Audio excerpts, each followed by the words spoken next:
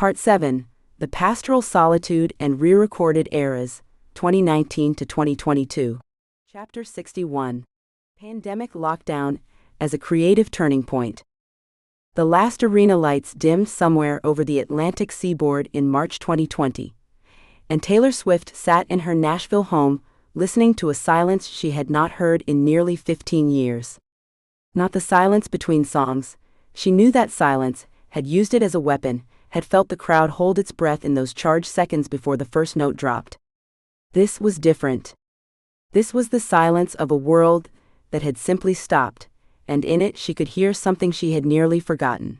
The particular quality of her own thoughts, unscheduled and unhurried, moving at a pace no tour manager had approved. She was 30 years old. The calendar on her kitchen wall showed a year that had been constructed with the architectural precision she applied to everything. The Loverfest Stadium Tour, mapped out in careful columns, European dates stacked against American legs, a machine built from 18 months of logistics and anticipation. By mid-March, every date on that calendar had become a question mark. And in the weeks that followed, as the question marks multiplied and the silence deepened and the whole apparatus of her professional life suspended itself indefinitely in the amber of a global catastrophe, something unexpected happened. Taylor Swift picked up a guitar and went somewhere quieter than silence. She had always lived inside the noise. Not because she craved it, but because the noise was the proof that the girl from Wyomissing who had dragged her family to Nashville at 13 had been right about herself, had not been wrong to believe in the stubborn, specific vision she carried. The noise was the evidence. Sold-out nights and seven-figure production budgets, and the roar of 70,000 people, singing words she had written alone in her bedroom at 16, these were not indulgences. They were the answer to a question that had haunted her since childhood. The pandemic silenced the answer before she could stop it. And into that silence, unexpectedly, rushed something that felt less like loss and more like permission. The world she withdrew into in the spring and summer of 2020 was one that bore little resemblance to the world she had inhabited the previous decade. The COVID-19 pandemic had arrived in the United States with a speed that outpaced institutional response, leaving the country in a state of improvised confinement. Streets emptied, industries shuttered, and a collective psychological vertigo that settled over daily life like a second atmosphere. For an artist whose existence had been organized entirely around mass public gathering, the moment carried an almost surreal quality of subtraction. There were no venues. There were no crowds. The promotional infrastructure through which she had released and defended every prior record, the interviews, the television appearances, the carefully choreographed rollouts, had become logistically impossible and culturally incongruous. The world was grieving, and it was grieving loudly, and Taylor Swift found herself an observer of that grief rather than a performer within it. The cultural temperature had already complicated her position in ways she had spent the previous 3 years trying to navigate. The Reputation era had been a controlled burn, an exercise in narrative reclamation that succeeded on its own terms but left a residue, a perception among certain critics that her music had become a vehicle for image management rather than genuine artistic risk. Lover had attempted warmth and abundance, but the album's pastel optimism had landed in a moment when the culture was moving in a more uncertain direction, and the critical reception, while positive, lacked the galvanizing consensus that had greeted her earlier work. There was a question, unspoken in most publications, but audible between the lines of 100 reviews, about what Taylor Swift was for when she was not defending herself. When there was no reputation to repair, no narrative to correct, no adversary to outmaneuver, what remained? What remained, she would discover, was the thing that had started everything. The core conflict she faced in the spring of 2020 was not, as it might have appeared from the outside, the cancellation of a tour. Revenue could be recovered. Dates could be rescheduled. The conflict was internal and structural. She had been a performer so long, and the performance had been so total, so encompassing of production, image, and spectacle, that she had begun to wonder, in the peculiar honesty that long silences tend to produce, whether the apparatus had grown larger than the voice it was meant to amplify. She was 30 years old, and she had been a professional artist for half her life, and somewhere in the machinery of that career, the girl who had sat on a bedroom floor writing in notebooks had been promoted into something more institutional. The pandemic did not cause this anxiety. It simply removed the noise that had been drowning it out. She began writing differently. Not with a collaborator on a studio couch, or in a session with a producer whose discography served as its own kind of gravitational pull, but in the old way, alone, or nearly alone, in the unhurried early hours when the house was still and the phone could be ignored. The collaborator she turned to was Aaron Dessner, a member of the band The National, whose musical sensibility existed in a register she had never formally occupied: sparse, literary, emotionally open in a way that did not announce itself. Their collaboration began over email, which was itself a kind of index of the moment. No studio, no in-person session, just files sent across a distance. Ideas grown in separate rooms and combined without the social pressure of proximity. Dessner would send a track. Swift would write to it. The loop was tight and unself-conscious in a way that professional recording rarely managed to be. The keyhole into what this creative rupture produced, and into the character of the woman producing it, came in July 2020, when Swift announced the album Folklore without the warning shot of a single, without the months of cryptic social media gestures that had preceded every prior release, without the promotional machinery she had spent years perfecting. She gave the world 16 hours of notice. The decision was so contrary to the logic of her career that observers initially assumed it was a mistake or a stunt. It was neither. It was the most precisely revealing thing she had done in years. A deliberate dismantling of her own architecture, a statement made not in words but in method. The woman who had turned the album rollout into an art form was announcing, through the abruptness of the announcement itself, that she had decided to trust the music to arrive without ceremony. She was betting that the songs were enough. After a decade of spectacle, that was not a small bet. Folklore was released on July 24, 2020, and the critical response was immediate and nearly unanimous in a way that her recent work had not been. Reviewers reached for different language than they had used before. Not the language of pop domination or cultural ubiquity, but quieter words, words about restraint and longing, and the particular intelligence of a songwriter who had learned to leave space inside a lyric. The album's instrumentation was acoustic and textured, built from guitar and piano, and the kind of string arrangements that suggested depth without demanding it. The lyrics operated at a remove from autobiography that freed them into something more like fiction.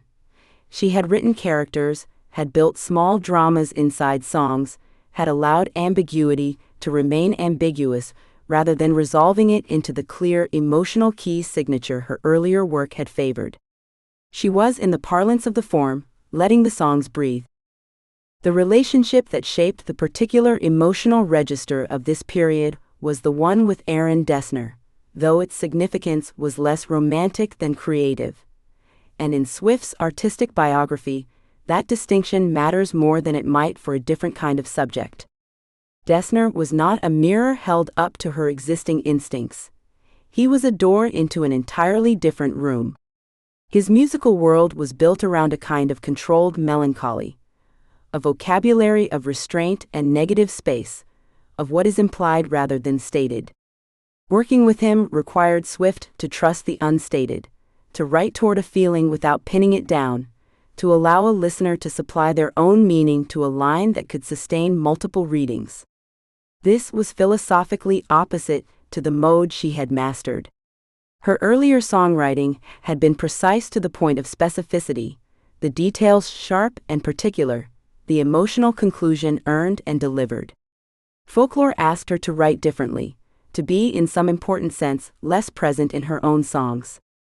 That she managed this, without losing the quality that made her work feel personal, was the technical achievement of the record, and Dessner's aesthetic influence was inseparable from it. The album did not merely perform well, it changed the conversation about her.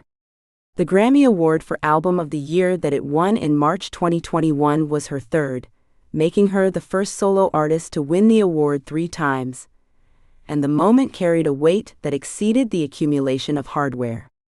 The first album of the year had been Fearless, won by a teenager from Nashville who had written most of it in the back of a tour bus and believed, with the undefended faith of the very young, that country music was the truest language she possessed. The second had been 1989, won by an artist who had remade herself in the image of the decade's dominant pop idiom and succeeded so completely that the genre label became irrelevant. The third was Folklore, won by a woman in a pandemic year who had made a record in the dark, without a tour to promote it, without a market strategy to position it, and without the specific armor she had worn for so long that most observers had assumed it was her face. 3 wins, 3 different artists, or, more precisely, 3 iterations of the same stubbornness wearing different clothes. The re-recording project that she announced and began executing during this period added a 4th layer to the complexity of the era. The dispute with Scott Borchetta and Scooter Braun over the ownership of her original master recordings, a dispute that had become public and acrimonious in 2019, had not resolved itself through conventional industry negotiation. Swift had been outmaneuvered in the commercial transaction, and the masters she had made between the ages of 14 and 26 had transferred to parties she did not choose and did not trust. Her response was not legal action. It was repetition. She would remake every record she did not own, note for note and arrangement for arrangement, producing new master recordings that she controlled absolutely and inviting her audience to make the older versions commercially irrelevant through the simple act of streaming the new ones. The project was audacious in its scope and almost pre-modern in its logic. The idea that an artist could simply rebuild what had been taken, that the labor of recreation was itself a form of ownership, but it was entirely consistent with the character she had displayed since the beginning. When institutional power moved against her, she did not appeal to the institution. She worked. Fearless, Taylor's version, arrived in April 2021, and then read Taylor's version in November of the same year, the latter accompanied by a 10-minute version of a song she had originally released at 3 minutes and 40 seconds, a decision that served simultaneously as artistic statement and commercial event. The 10-minute All Too Well became a cultural moment that generated its own independent discourse. A short film, a Saturday Night Live performance, a flood of critical reassessment of an album that had already been critically beloved. She was not merely re-recording. She was, with each release, quietly arguing that the original versions had always been inadequate containers for what she had actually meant, that the songs had been compressed by circumstance and were only now arriving at their full size. The isolation had not diminished her. It had concentrated her. The pandemic years, which had emptied the stadiums and silenced the machines and stripped away the armor of spectacle, had returned her to the original proposition: a girl, a guitar, a story that needed telling, and she had discovered that the proposition still held. More than held, it had expanded. The silence had been generative. The absence of an audience had made the songwriting purer, and the purity had produced the kind of work that an audience would not soon forget.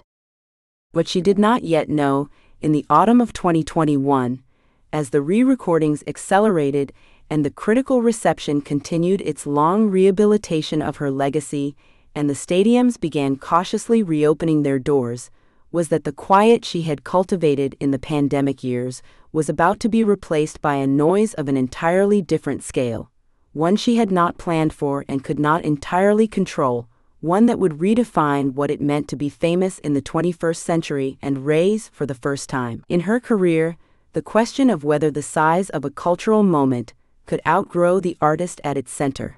Chapter 62. The Aaron Dessner Partnership and Indie Folk Transition. The email arrived at 11:17 on a Thursday night in late March 2020, sent from a producer in Brooklyn to a singer in Nashville, two people who had never spoken, separated by 600 miles of shuttered highways and a silence so complete it had begun to feel geologic.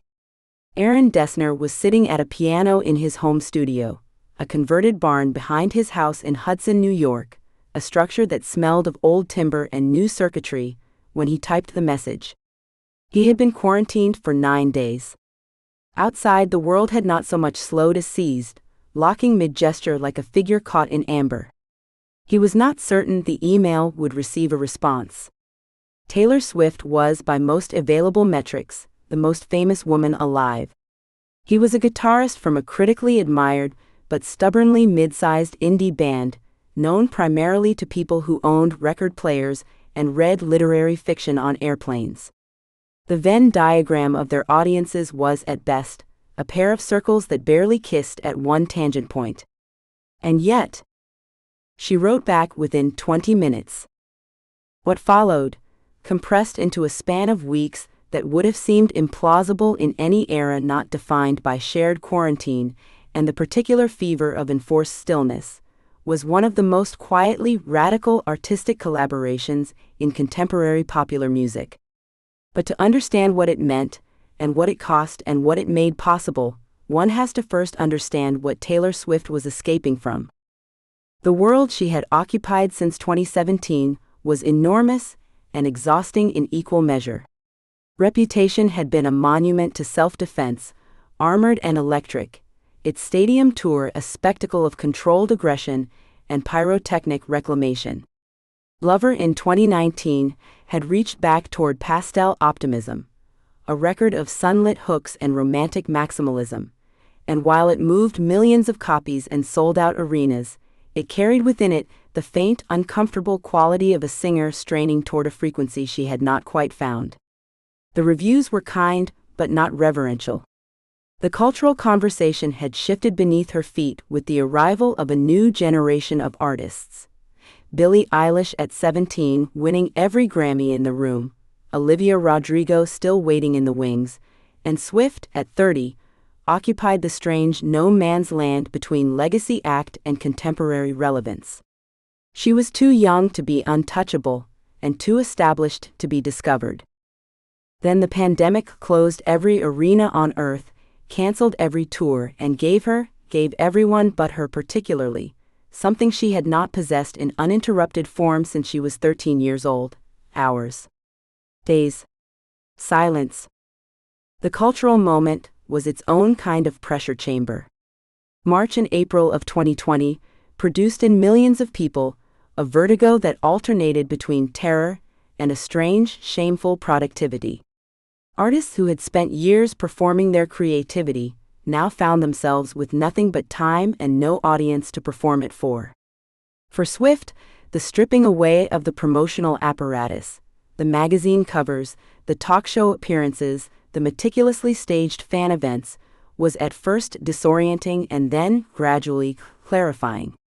Without the scaffolding, what remained? Without the spectacle, who was she? The Aaron Dessner email answered a question she had not yet fully articulated. Dessner had written asking if she would be interested in working on music together. He had, prior to sending it, spent considerable time talking himself out of sending it. He was a man constitutionally uncomfortable with self-promotion, the kind of musician who could be found discussing Faulkner in the same breath as guitar tunings, who had built the National's entire aesthetic around a kind of elegant, contained melancholy, music that asked to be listened to in the dark alone, at a volume just below the one that would disturb your neighbors. He did not operate in Taylor Swift's world. He was not sure he wanted to. But something had moved him to reach out. Some instinct about what might be possible when a singer who had always worked in co-writes and collaborative rooms was suddenly isolated, untethered, and perhaps ready to work in a way she never had before. She was ready. They began in the only way the moment permitted, remotely, asynchronously, Dessner sending her instrumentals through a file-sharing link and Swift returning vocal recordings hours later, sometimes the same day. The process was unlike anything either of them had practiced. For Swift, who had built her reputation on songs that announced themselves, hooks that arrived in the first 15 seconds, choruses that expanded outward like a firework, writing to Dessner's sketches required a fundamental reorientation of instinct. His instrumentals did not announce themselves. They arrived quietly, as if unsure of their welcome. Finger-picked guitar lines that circled a melodic idea without landing on it, piano figures that moved in irregular intervals, textures built from strings and bells and subtle dissonance that suggested feeling without insisting on it. There was no scaffolding for a pop anthem. There was only space. The core conflict of this chapter, the central hurdle, was not creative block. It was something more philosophically demanding. The question of whether a singer whose entire artistic identity had been constructed in public could make something genuinely private. Every album Swift had released since she was 16 had been, in some fundamental sense, a negotiation with her audience, not a cynical one, but an organic one, the natural product of an artist who had grown up in the act of being perceived. Her songs were written with the knowledge that they would be analyzed, that the pronouns would be scrutinized for reference, that the metaphors would be mapped onto her biography.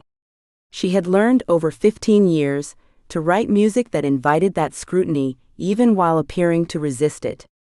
She was, in this sense, always writing in a room that contained an imagined listener. Dessner's process dismantled that room. He did not ask her about the narrative. He did not need the songs to be about anything in particular. He sent her a piano sketch he called 7. It would eventually appear on the album under that name, and did not tell her what he heard in it, what emotion he imagined it summoning. She listened to it at 2 a.m, by her own later account, and wrote the lyric almost in a single sitting, a meditation on a lost friendship that arrived without the usual editorial pressure to make it accessible, to smooth the difficult edges into something crowd-ready. 7 would become one of the most quietly devastating tracks on Folklore. A song about childhood's end that moved with the unhurried grief of someone who had stopped performing the act of remembering and had simply allowed themselves to remember. The revealing action came not in a public moment, but in a decision made in private. Swift chose not to workshop the Folklore songs with her usual collaborators, not to run them through the standard process of A&R consultation and radio readiness testing that had governed every album since her career began. She worked primarily with Dessner and William Bowery, her partner Joe Alwyn's musical alias, and later brought in Jack Antonoff, a longtime collaborator, for several tracks. But the record was not committee approved. It was not tested against focus groups or demographic data. It was made in isolation by 3 people, and then held privately for months, while the world outside remained in its various states of crisis and uncertainty. The decision to release it with 72 hours notice in July 2020, breaking every rule of modern album promotion, was not a marketing strategy retroactively dressed as spontaneity. It was a genuine rupture, a singer releasing music before the machine could get its hands on it. The relationship between Swift and Dessner, understood properly, was not merely a productive partnership, it was a mutual translation project. He taught her, by the particular nature of his instrumental sketches, to trust the space between the notes, to allow a lyric to arrive at its destination slowly, to resist the gravitational pull of the obvious resolution. She gave him, in return, a melodic sensibility so refined and so instinctive that it could find a singable line inside even his most harmonically intricate constructions. Dessner would later describe his astonishment at receiving a fully formed vocal melody over a piece of music he had considered perhaps too oblique for a pop artist, and finding that she had not simplified it, but had instead discovered something inside it he had not known was there. The influence moved in both directions. By the album's completion, and then, almost immediately, the completion of its companion record Evermore, which followed in December 2020, their creative vocabulary had merged into something neither of them could have produced independently. Folklore was released on July 24, 2020. It debuted at number 1 in every country where it charted. It sold more first-week copies in the United States than any album in 3 years. Critics who had spent years treating Swift as a competent architect of mainstream pop discovered with varying degrees of surprise and occasional sheepishness that she had made something genuinely literary, a record of interlocking narratives and impressionistic character studies that borrowed the emotional grammar of the indie rock tradition without condescending to imitate it. The cardigan of the title track was not a fashion statement, but a metaphor for the way love leaves its shape in you, even after its warmth is gone. The triangular storyline threading through August, Betty, and Cardigan, 3 perspectives on the same teenage heartbreak, was discussed in music publications, literary journals, and with a particular intensity in high school English classrooms, where teachers found that students would diagram the narrative structure of a pop album with a rigor they had previously reserved only for assignments that were graded. At the 63rd Grammy Awards in March 2021, Folklore won Album of the Year. Swift became the first woman in Grammy history to win that award 3 times. She accepted the trophy wearing a floral dress, her hair loose, her expression carrying something that was not precisely triumph but was closer to relief, the particular relief of a person who has stepped away from the performance of success and discovered on the other side of that silence something they actually meant. The Dessner partnership did not conclude with Folklore. By the time Evermore arrived in December 2020, darker, more autumnal, more rural in its emotional landscape, Swift and Dessner had developed a working shorthand that allowed them to move through material with a speed and economy that would have seemed impossible in their early remote exchanges. Evermore contained, in tracks like Ivy and Tolerate It, and the fractured country narrative of Cowboy Like Me, evidence of a singer who had found a new register, quieter, stranger, more comfortable with unresolved endings and ambiguous morality. The characters in these songs did not always find resolution. Some of them didn't deserve it. The 2 albums together, 31 songs made in less than a year, across a pandemic in barns and apartments and spare rooms, constituted the most decisive artistic reinvention of Swift's career to that point. They also, almost immediately, began to raise a question that would define the next phase of her professional life. If she could do this, if she could make something this lasting and this respected without the machinery of modern pop, without the stadiums and the promotional infrastructure and the algorithmic optimization, then what exactly had she been giving away all those years? What had the machine taken that she had not fully noticed until she stepped outside it? The answer was already arriving, carried in a legal document she had reviewed years earlier, sitting in a Nashville office with the quiet certainty of someone who had agreed to terms she intended someday to change.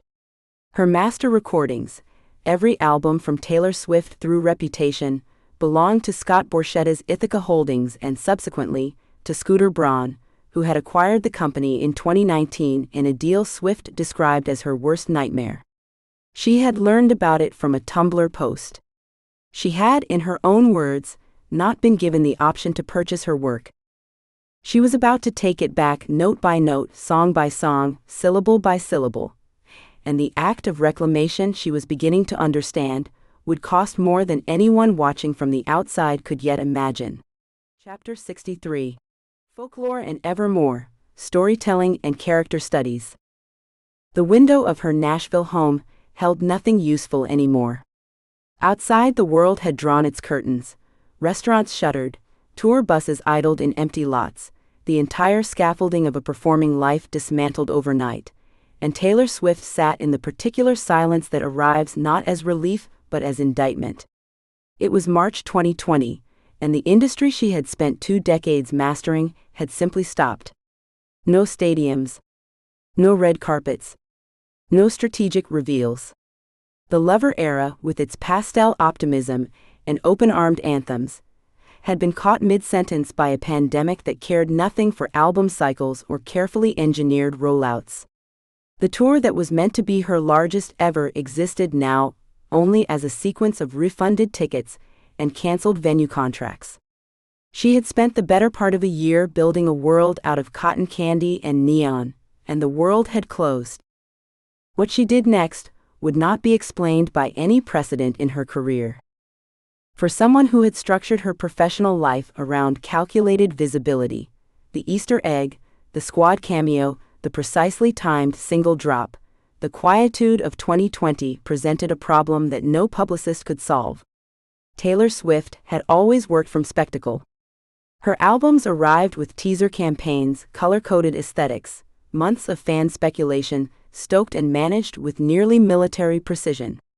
She had turned the album rollout into an art form unto itself, a meta-narrative running parallel to the music. And now, with no infrastructure for that kind of theatrical unveiling, she faced the most elemental question an artist can confront: what remains when the machinery falls away? The answer, it turned out, was a forest. Folklore arrived on July 24, 2020, with 48 hours of notice. No Easter eggs. No cryptic Instagram geometry. Just a photograph of Swift standing in the woods, soft focus and unhurried, and an announcement so understated it read almost like an apology for the inconvenience of a new album.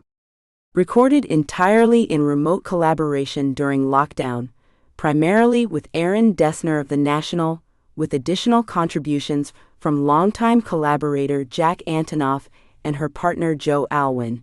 The album was, Swift wrote, the result of her sitting with her own imagination rather than her own biography. Where every previous record had been, to varying degrees, a document of her actual life, Folklore was something stranger and more deliberate. It was a collection of other people's stories, or near stories, or the stories of people who had never existed at all. This was not a small pivot. It was a reinvention of her fundamental relationship with songwriting. Swift had always written from the first person with such specificity that her listeners could cross-reference lyrics against tabloid headlines, triangulating the real-world source code of each verse.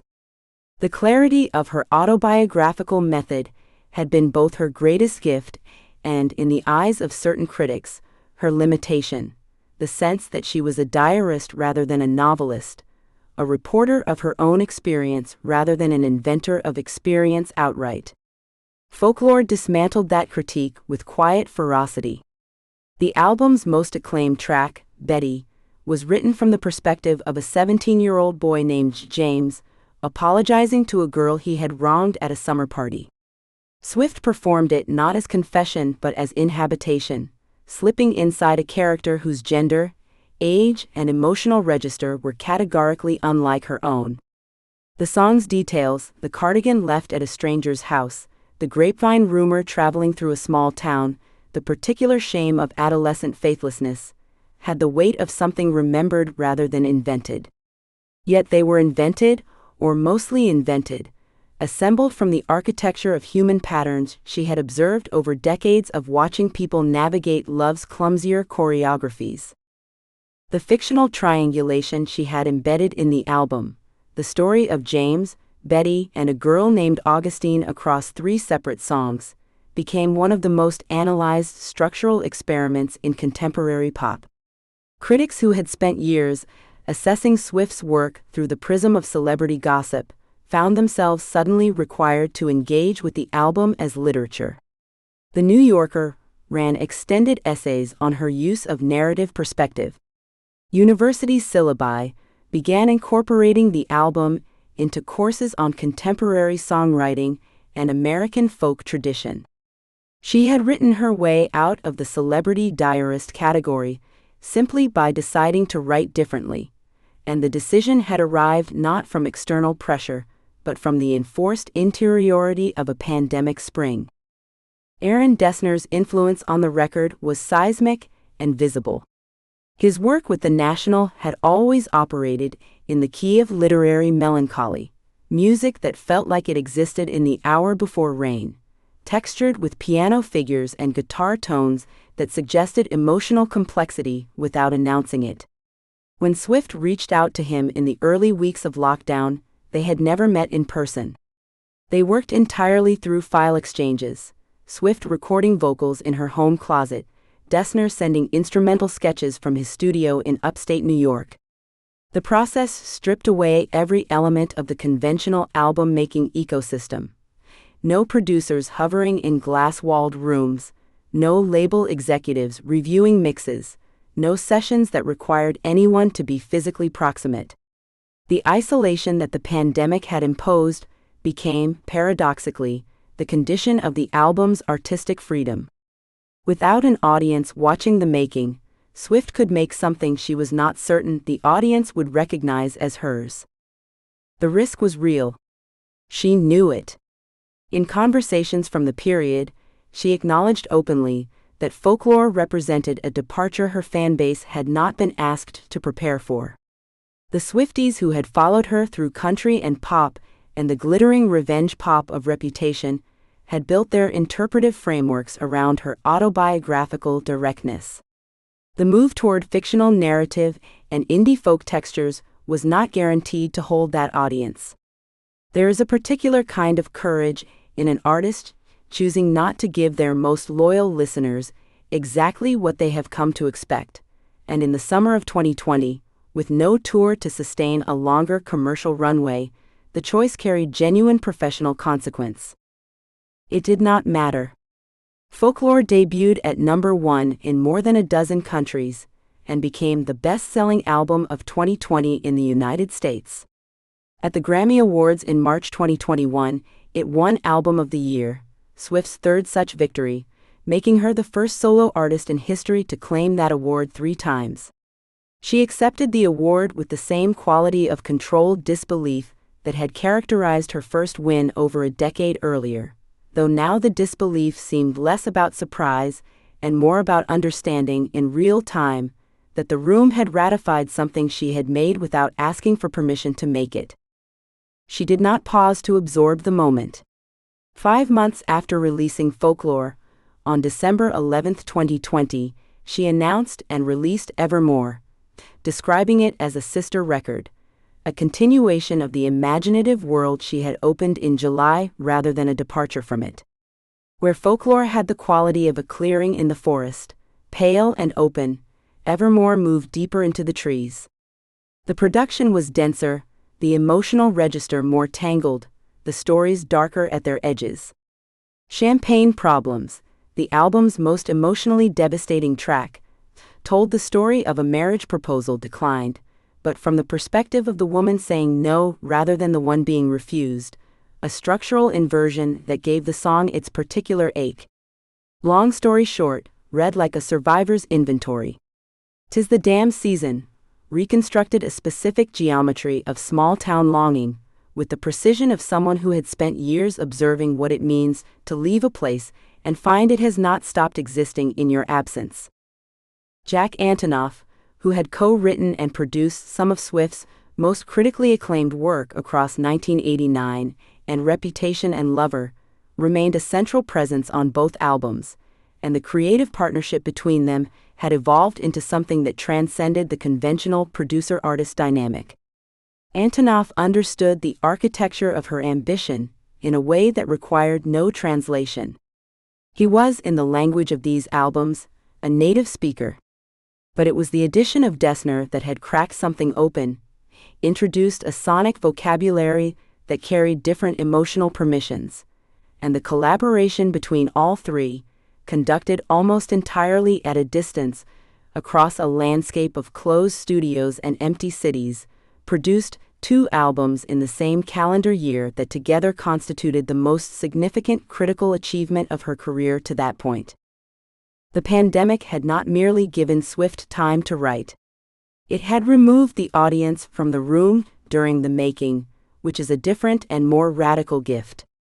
Every previous album had been made in the consciousness of reception, not cynically, but inevitably, in the way that any artist who has watched her work received and misunderstood and mythologized cannot fully seal off that awareness while creating.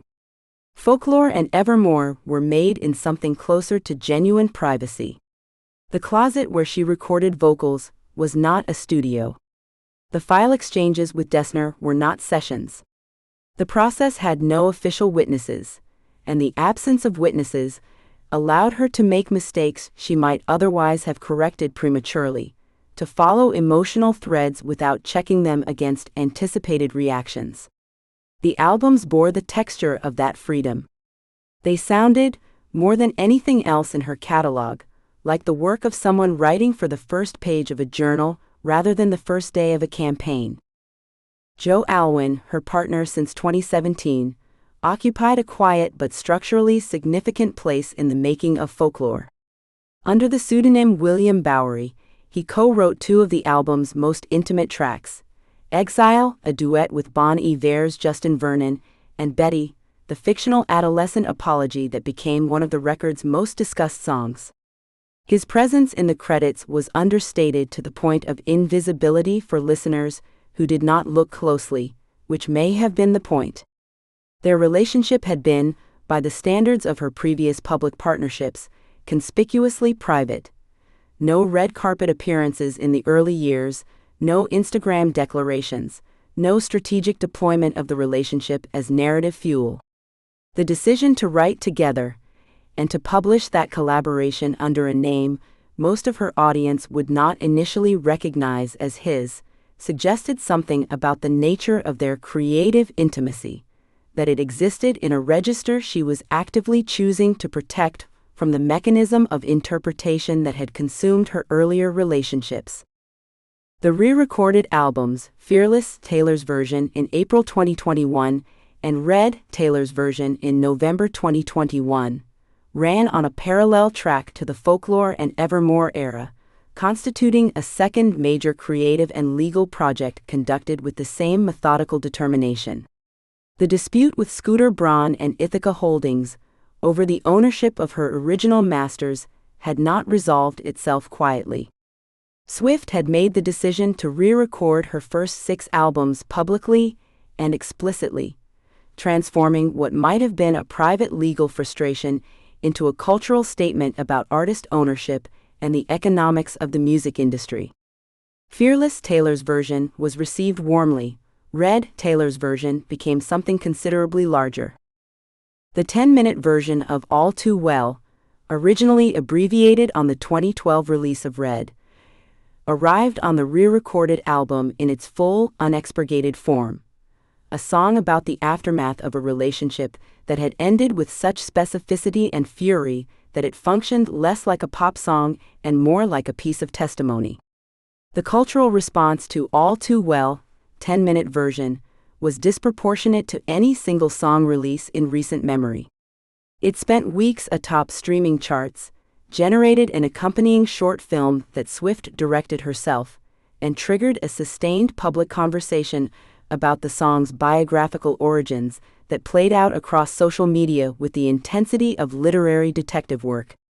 The intimacy she had spent the Folklore era moving away from had returned, but now it returned through the frame of a decade's distance, the wound examined in retrospect rather than real time, and the perspective of intervening years gave the song a quality of reckoning that the original, however powerful, had not fully possessed. She had, in the space of roughly 2 years, released 4 albums, won a third Album of the Year Grammy, and initiated a legal and artistic project that would require her to reconstruct an entire catalog. She had done all of this during a pandemic, largely in private, without the scaffolding of a tour or the feedback loop of live performance. She had reinvented herself as a narrative fiction writer and been ratified for it by the highest available critical consensus. And she had done something else, something subtler and in its own way more consequential. She had demonstrated that the version of herself the public had been given was not the whole version, that there was an imaginative interior that the autobiographical years had partially concealed. The question that lingered in the months following read, Taylor's version, was not whether she had earned her place in the first rank of American songwriters. That question had been answered. The question was what she would do now that she had proved she could do everything, and whether the years of controlled revelation had been building towards something that even the most devoted reader of her work could not yet see coming. Chapter 64. The 63rd Annual Grammy Awards, a historic third win. The envelope had not yet been opened when Taylor Swift felt it, not excitement, not the pleasant vertigo of hope, but something quieter and more unsettling. The specific stillness of a person who has spent 14 months making peace with outcomes beyond her control. She sat at the Staples Center in Los Angeles on March 14, 2021, in a ceremony truncated by pandemic protocol. An audience hollowed to a fraction of its usual grandeur, the chandeliers above an institution diminished by necessity. The room smelled of disinfectant beneath the floral arrangements. The crowd was sparse enough that individual conversations carried across the floor. And somewhere in that half-empty arena, with the cameras positioned to make absence look like intimacy, Taylor Swift waited in the particular silence of someone who no longer needed the answer the way she once had. That distinction between wanting and needing had taken a long time to learn. And the education had not been comfortable. The year that produced Folklore had not been a year anyone planned. By the spring of 2020, the world had contracted to the dimensions of whatever room a person happened to be standing in when the news arrived. Theaters closed. Tour buses went dark. The Billboard Hot 100 continued its algorithmic churn, but the industry machinery that had always given Swift her bearings, the press cycle, the stadium run, the meticulously engineered rollout, had been switched off at the mains. For an artist whose entire professional architecture had been built on the scaffolding of public engagement, on the carefully sequenced reveal, on the crowd as both mirror and fuel, the silence was not merely inconvenient. It was disorienting at a structural level. The removal of the very feedback loop through which she had, for 15 years, understood herself. She did not collapse into that silence. She expanded into it. Working remotely with Aaron Dessner, the national guitarist and producer whose sonic vocabulary ran toward minor key density, rain-soaked textures, and the kind of patience that allows a melody to breathe without needing to announce itself, Swift began building something she had never built before, a record that did not know who it was performing for. There was no target demographic consulted, no radio format optimized, no choreography mapped against a stage design that didn't yet exist. There was a woman alone in a house, writing characters who were not quite her and not quite not her, and a producer in upstate New York running guitar lines through reverb chambers and sending files back across a fiber connection. The collaboration happened almost entirely without the two of them occupying the same physical space. Folklore was, in its construction, a document of distance, which made its emotional intimacy all the more precise. The album arrived in July 2020 with 48 hours notice, announced not through stadium spectacle, but through a single black and white photograph on social media, Swift standing in a forest, blurred at the edges, appearing almost to recede into the trees. The industry did not know what to do with it. Then it did. Folklore debuted at #1 in multiple countries simultaneously. It spent weeks accumulating the kind of critical attention typically reserved for legacy artists making unexpected late-career pivots. The comparison to Joni Mitchell appeared in outlets that had spent years treating Swift as a pop assembly line. The album sold over 1 million copies in a single week in the United States, becoming the first album to do so in 2020. But the numbers, for once, were almost incidental. What reviewers kept returning to was tone. The restraint, the narrative obliqueness, the sense of a songwriter who had learned that the most powerful emotional disclosures are made sideways, through invented characters and borrowed mythologies, rather than head-on through confessional directness. She had spent a decade writing about her own life with extraordinary precision. On Folklore, she wrote about everyone else's life with the same precision, and in doing so arrived, paradoxically, at something more nakedly truthful about her own. The Grammy nomination arrived in the category that had already defined two significant chapters of her career. Album of the Year. She had won it for Fearless at 20, the youngest artist ever to receive the honor. She had won it again for 1989 at 26. A third win would break a tie she shared with Frank Sinatra, Stevie Wonder, and Paul Simon, each of them men, each of them working in eras before the fragmentation of the music industry had made consensus on a single album's greatness increasingly difficult to achieve. No woman had ever won the category 3 times. The threshold for Swift was not merely personal.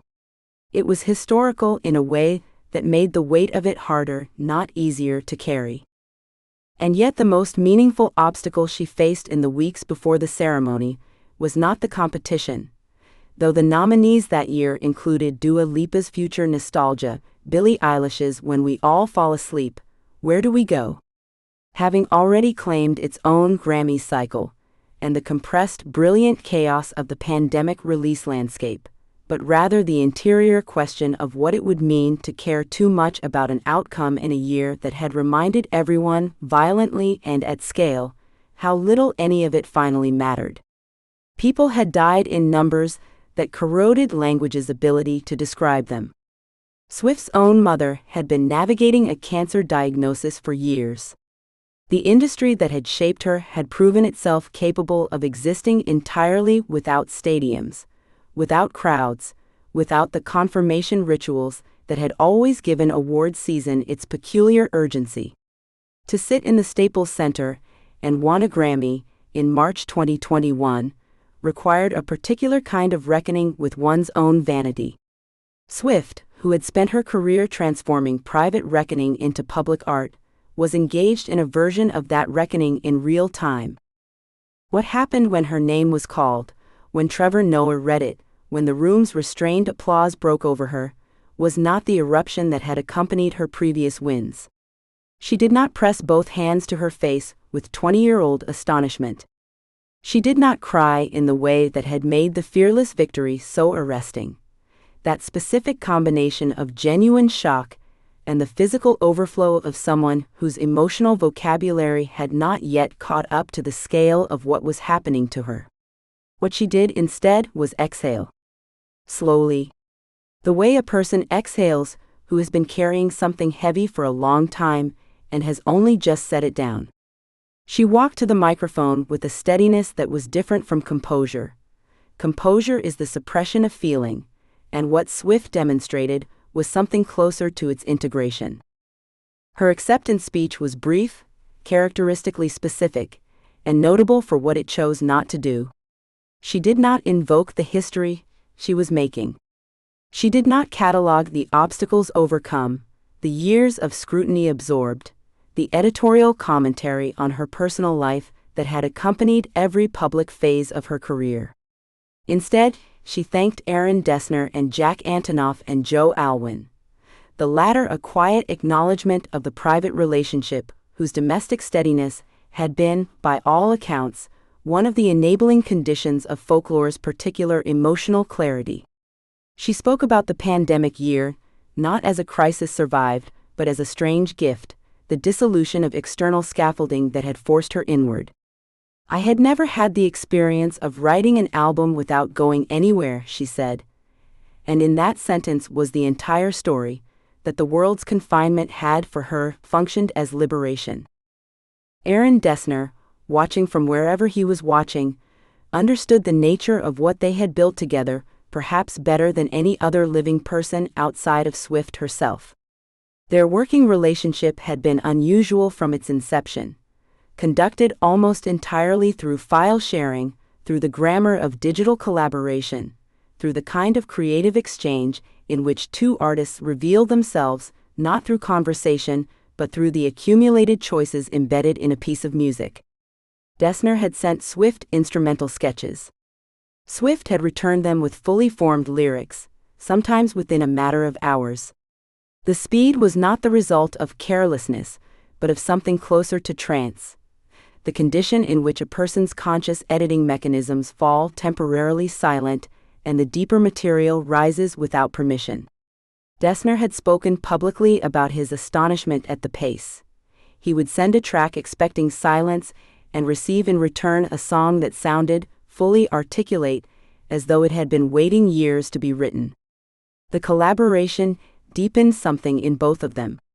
It is not too much to say that folklore would not exist in the form it took without the specific chemistry of that exchange. Dessner's patient, melancholic architecture giving Swift's narrative impulse a structure that rewarded slowness rather than punishing it. Their partnership at the Grammy ceremony was acknowledged in a way that felt earned rather than obligatory. The win belonged to both of them, in the way that the best collaborations produce outcomes larger than either participant working alone. The historical record would note the symmetry. The first win had arrived when she was barely old enough to order a drink at the after-party. The second had come after a period of public scrutiny so sustained and so personal that winning had felt partly like vindication, the industry's corrective admission that the noise surrounding her life had not succeeded in obscuring the quality of her work. The third arrived in an empty room in the middle of a pandemic, for an album made in isolation about invented people navigating versions of grief and desire that were, in their specificity, more universally recognizable than anything she had written under her own name. The arc across those three wins described not merely a career but a maturation, from the dazzled girl who could not believe the thing was happening to her, to the embattled woman determined to prove the thing was deserved, to the artist who had stopped needing the thing to confirm what she already knew and had made her best work precisely in that state of release. There is a particular creative freedom that arrives only when a person has sufficiently detached from external validation. It is paradoxical. The work that most completely abandons the need for approval tends to be the work that receives the most. Swift had understood this, intellectually, for years. Folklore was the first time she had managed to live it, to embed it in every production decision and lyrical choice and structural instinct, to make an album that was genuinely unconcerned with whether anyone would understand it, and then discovered, to her complicated gratification, that everyone did. She left the Staples Center that night as the only woman in the history of the Recording Academy to hold 3 Album of the Year awards. The fact was enormous. She treated it, publicly, with the same quietness she had brought to everything about folklore. A deliberate refusal to let the institutional validation become louder than the music itself. There was wisdom in that restraint. There was also perhaps a strategic awareness. The awards cycle was not the most significant thing in motion in her professional life. Somewhere in the machinery of music industry law, in the architecture of master recording rights and licensing agreements, in the accumulated pressure of years spent watching others profit from work that was hers in every meaningful sense of the word, a different campaign was gathering momentum, one with longer stakes, larger consequences, and the potential to alter not just her own legacy, but the structural terms on which every recording artist in the industry understood what ownership meant. The Grammy was the crown jewel of one chapter.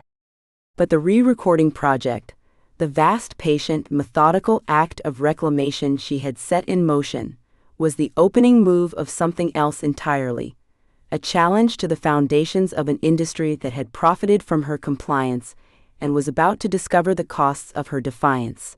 Chapter 65. Launching Fearless, Taylor's version. The email arrived on a Tuesday morning in February 2021, and it landed in inboxes across the music industry the way a stone lands in still water, silently, and then in every direction at once. It was not addressed to lawyers or label executives. It was addressed to fans. Taylor Swift had written it herself, in the voice she used when she wanted to be understood rather than managed, and it began with a declaration so direct it almost felt guileless. She was reclaiming her music. Not through litigation. Not through arbitration or the slow procedural grind of intellectual property law. She was going to sing every song again, every bridge, every whispered coda, every yodeled vowel she had first committed to tape as a teenager in Nashville, and she was going to release those recordings into the world, one album at a time, until the originals became, in her word, worthless.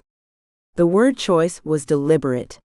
She had spent years finding the exact right words for heartbreak and revenge and the ache of growing up in public, and she chose this one with the same precision: worthless. Not diminished. Not superseded. Worthless.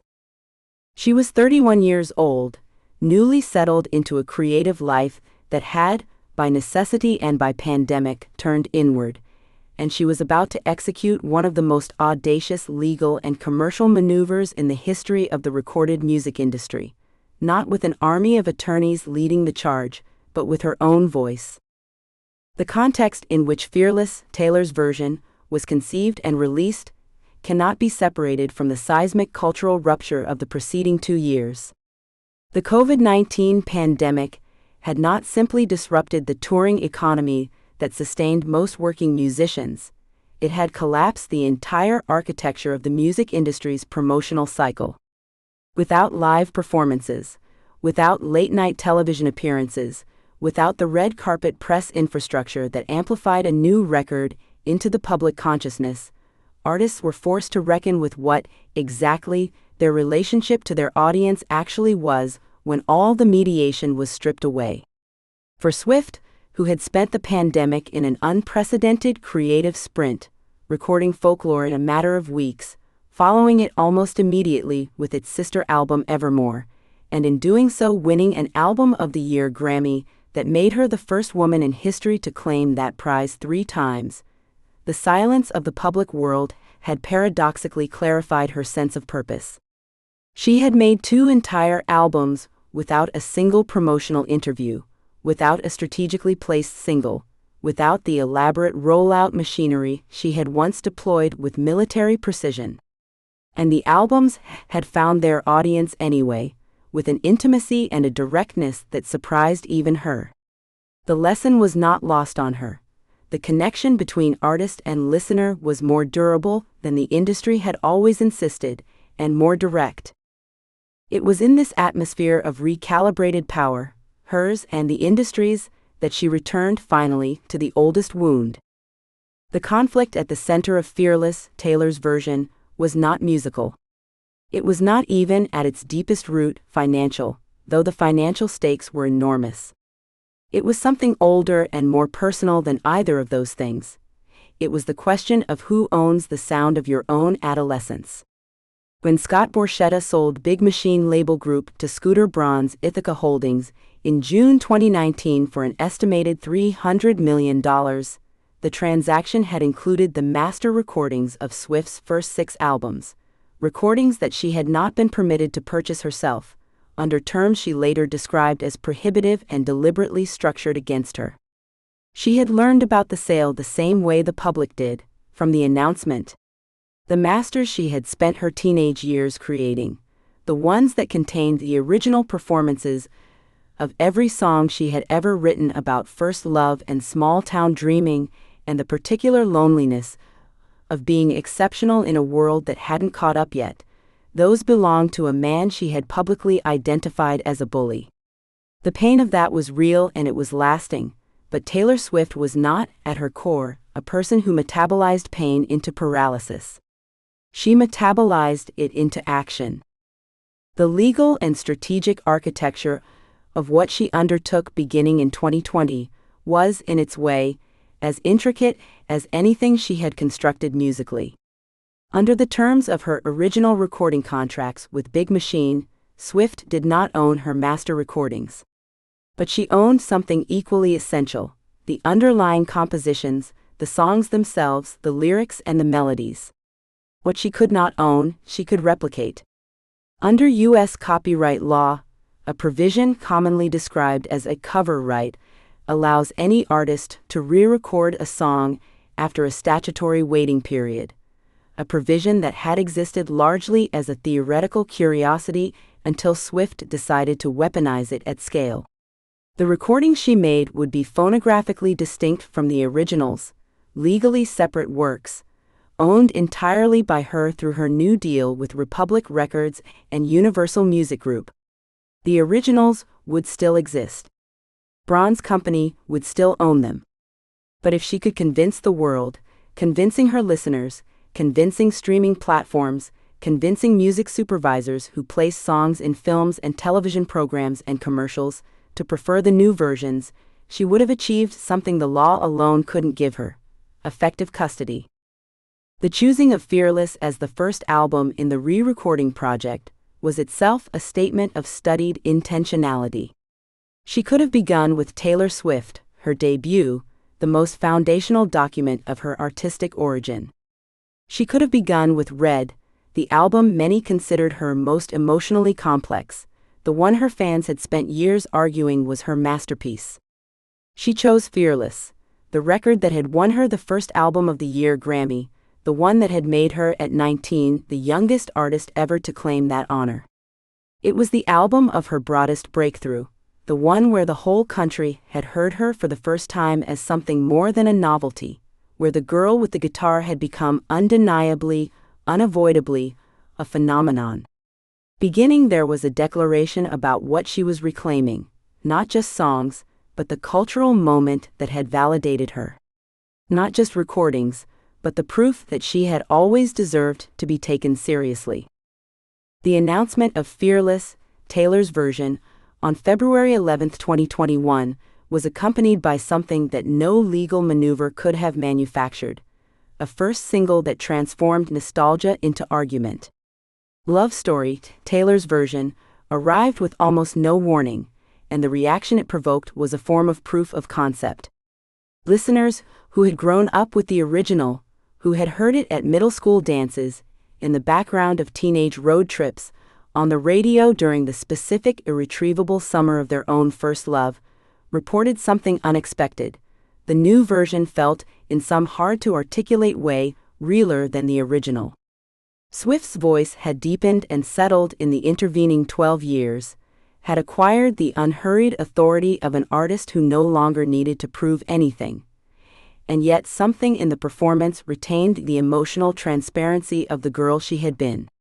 The critics, who had spent a decade arguing about whether she was a legitimate artist, found themselves, suddenly, confronting a version of an old song that made the argument unnecessary.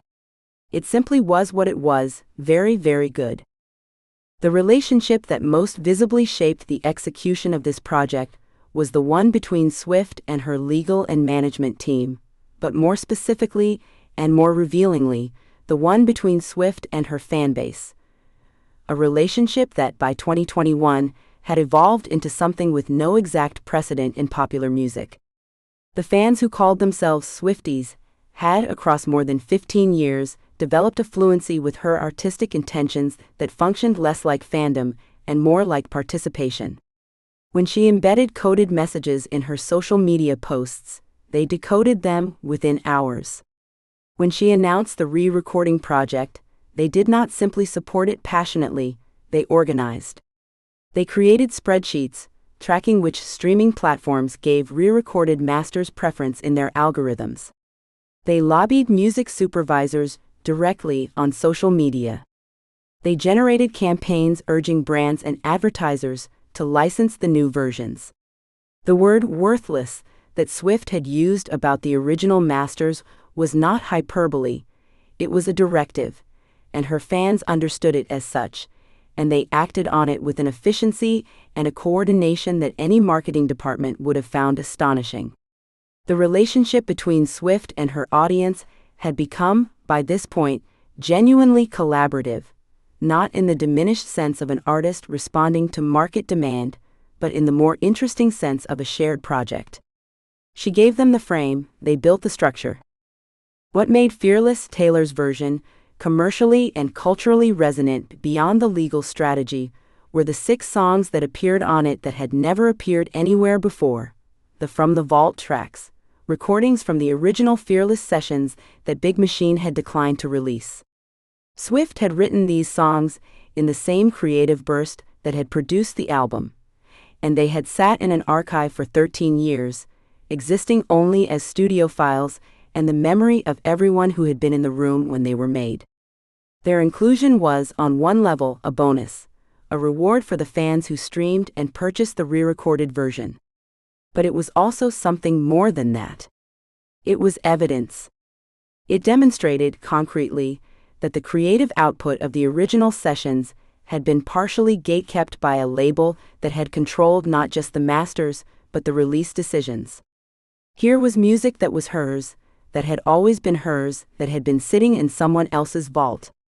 The metaphor was almost too tidy to be accidental, and with Swift, the tidy metaphors rarely were.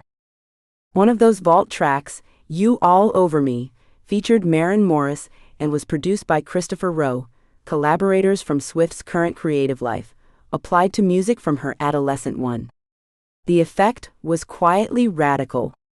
The song, which Swift had written at approximately 16, was rendered in a sonic frame that belonged to the present, a bridge between the teenager who had composed the lyrics and the 31-year-old who was choosing to release them now.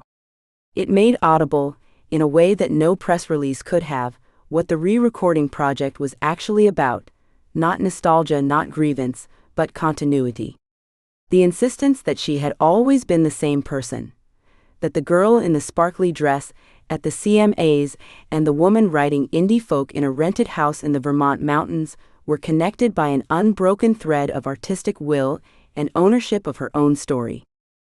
Fearless, Taylor's version, debuted at number 1 on the Billboard 200 in April 2021. The original Fearless had also debuted at number 1 in November 2008. The symmetry was, to those paying attention, almost aggressive. She had made the album again at 31, and the world had received it the same way it had received it when she was 19. The achievement was partly a measure of her enduring commercial power, and partly a measure of what her fans were willing to mobilize to make happen. But it was also, in a deeper sense, a demonstration of something she had been arguing for years, that the music was never really the labels. It had always gone where she went. The original masters, still sitting in Scooter Braun's catalog, had not prevented this. They had simply become, as she had said they would, beside the point. The Grammys that February had already confirmed what Folklore and Evermore had established, that Taylor Swift was not a pop star who had survived into maturity, but a genuinely literary songwriter whose ambition had expanded faster than the industry's ability to categorize it.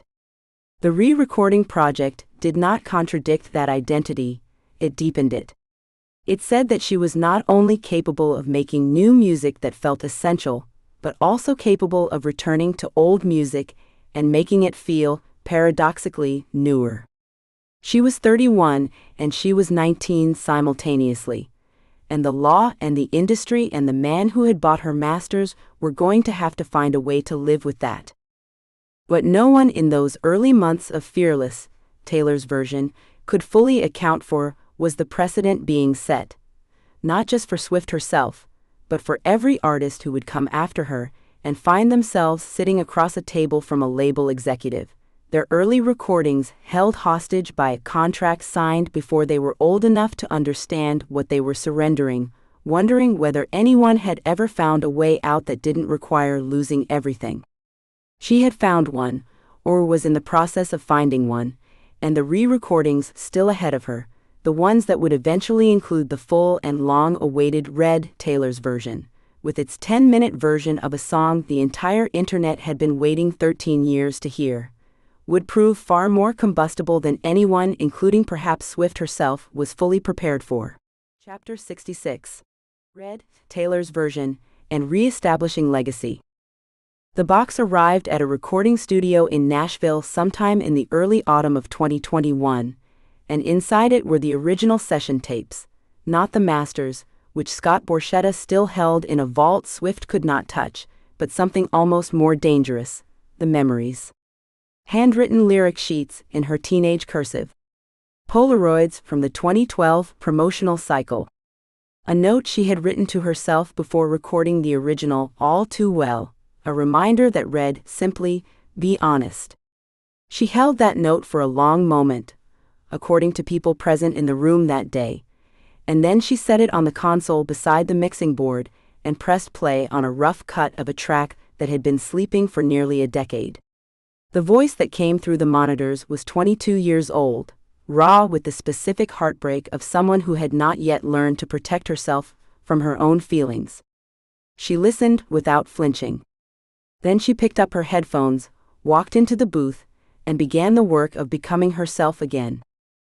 The year was 2021, but the emotional terrain Swift was navigating had been staked out long before the pandemic rearranged everyone's sense of time. The re-recording project had been announced with deliberate fury in the summer of 2019 when news broke that her former label, Big Machine Records, had been sold to Scooter Braun's Ithaca Holdings, a transaction that transferred ownership of her first 6 albums to a man she had publicly identified as someone whose management of her career she found harmful. The announcement arrived on a Sunday, and by Monday the music industry had been cleaved in two: those who sided with Braun, pointing to the standard terms of major label contracts, and those who sided with Swift, who argued that she had been denied the opportunity to purchase her own work and had been left to learn of the sale through a Tumblr post. What got lost in the noise of that original rupture was the quieter implication beneath it. If she could not own the original recordings, she would make new ones. She would become her own archive. The legal and cultural dimensions of that project crystallized in ways that went beyond one artist's grievance. The music industry had long treated master recordings as institutional property, assets on a balance sheet like real estate or patent portfolios, and the assumption had always been that artists, however famous, would eventually reconcile themselves to that arrangement. Swift refused the reconciliation. Her decision to re-record her catalog was simultaneously a contractual maneuver, a political statement about labor and ownership in the streaming era, and something more personal than either of those things: a reclamation of the years themselves, the voice she had before she knew anyone was listening. Fearless, Taylor's version, arrived in April 2021, and its commercial performance exceeded every industry projection, demonstrating that fans would not merely tolerate the project but actively prefer it, would stream the new versions, leave the old ones behind, and understand the difference between a recording Swift owned and one she did not as a moral distinction rather than an audiophile quibble. But Red was a different problem entirely, and anyone who spent time around the re-recording sessions understood this without needing it explained. Fearless had been a masterwork of teenage country pop, emotionally direct and formally elegant, but it operated within a relatively contained emotional register. Red, the original Red, released in October 2012, had been something messier and more combustible.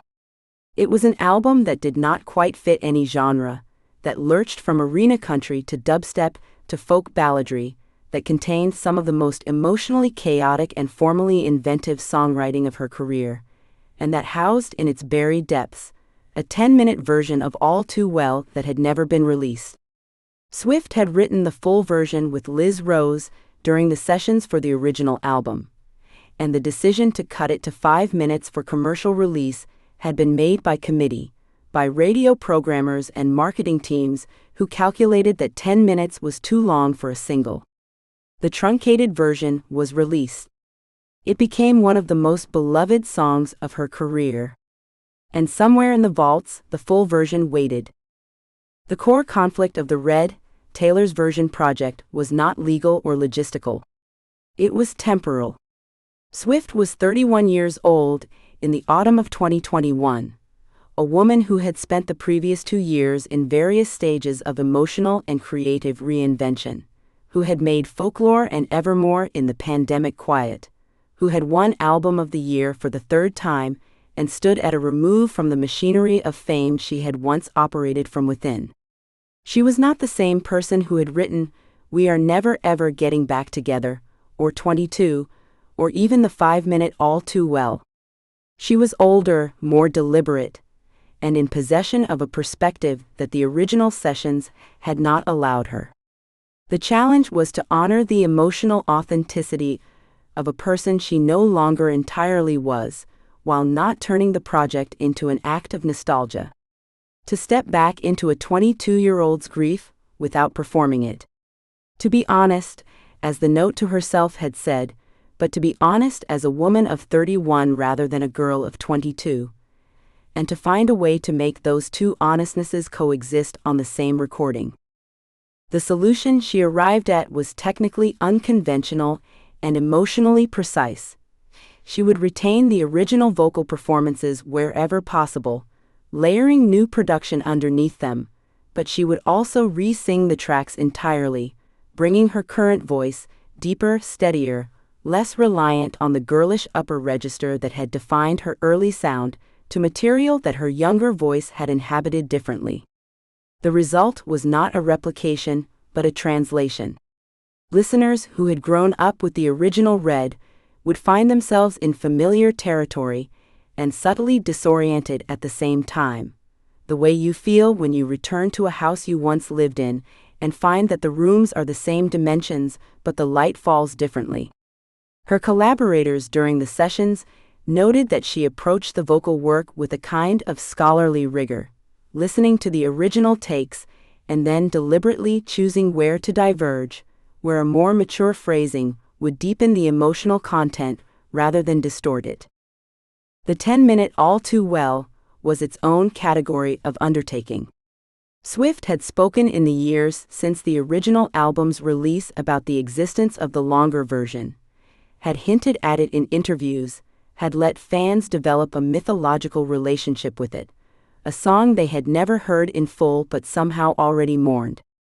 The decision to finally release it as the centerpiece of Red, Taylor's version, was accompanied by a short film she wrote and directed, starring Dylan O'Brien and Sadie Sink as thinly veiled stand-ins for the relationship at the song's center.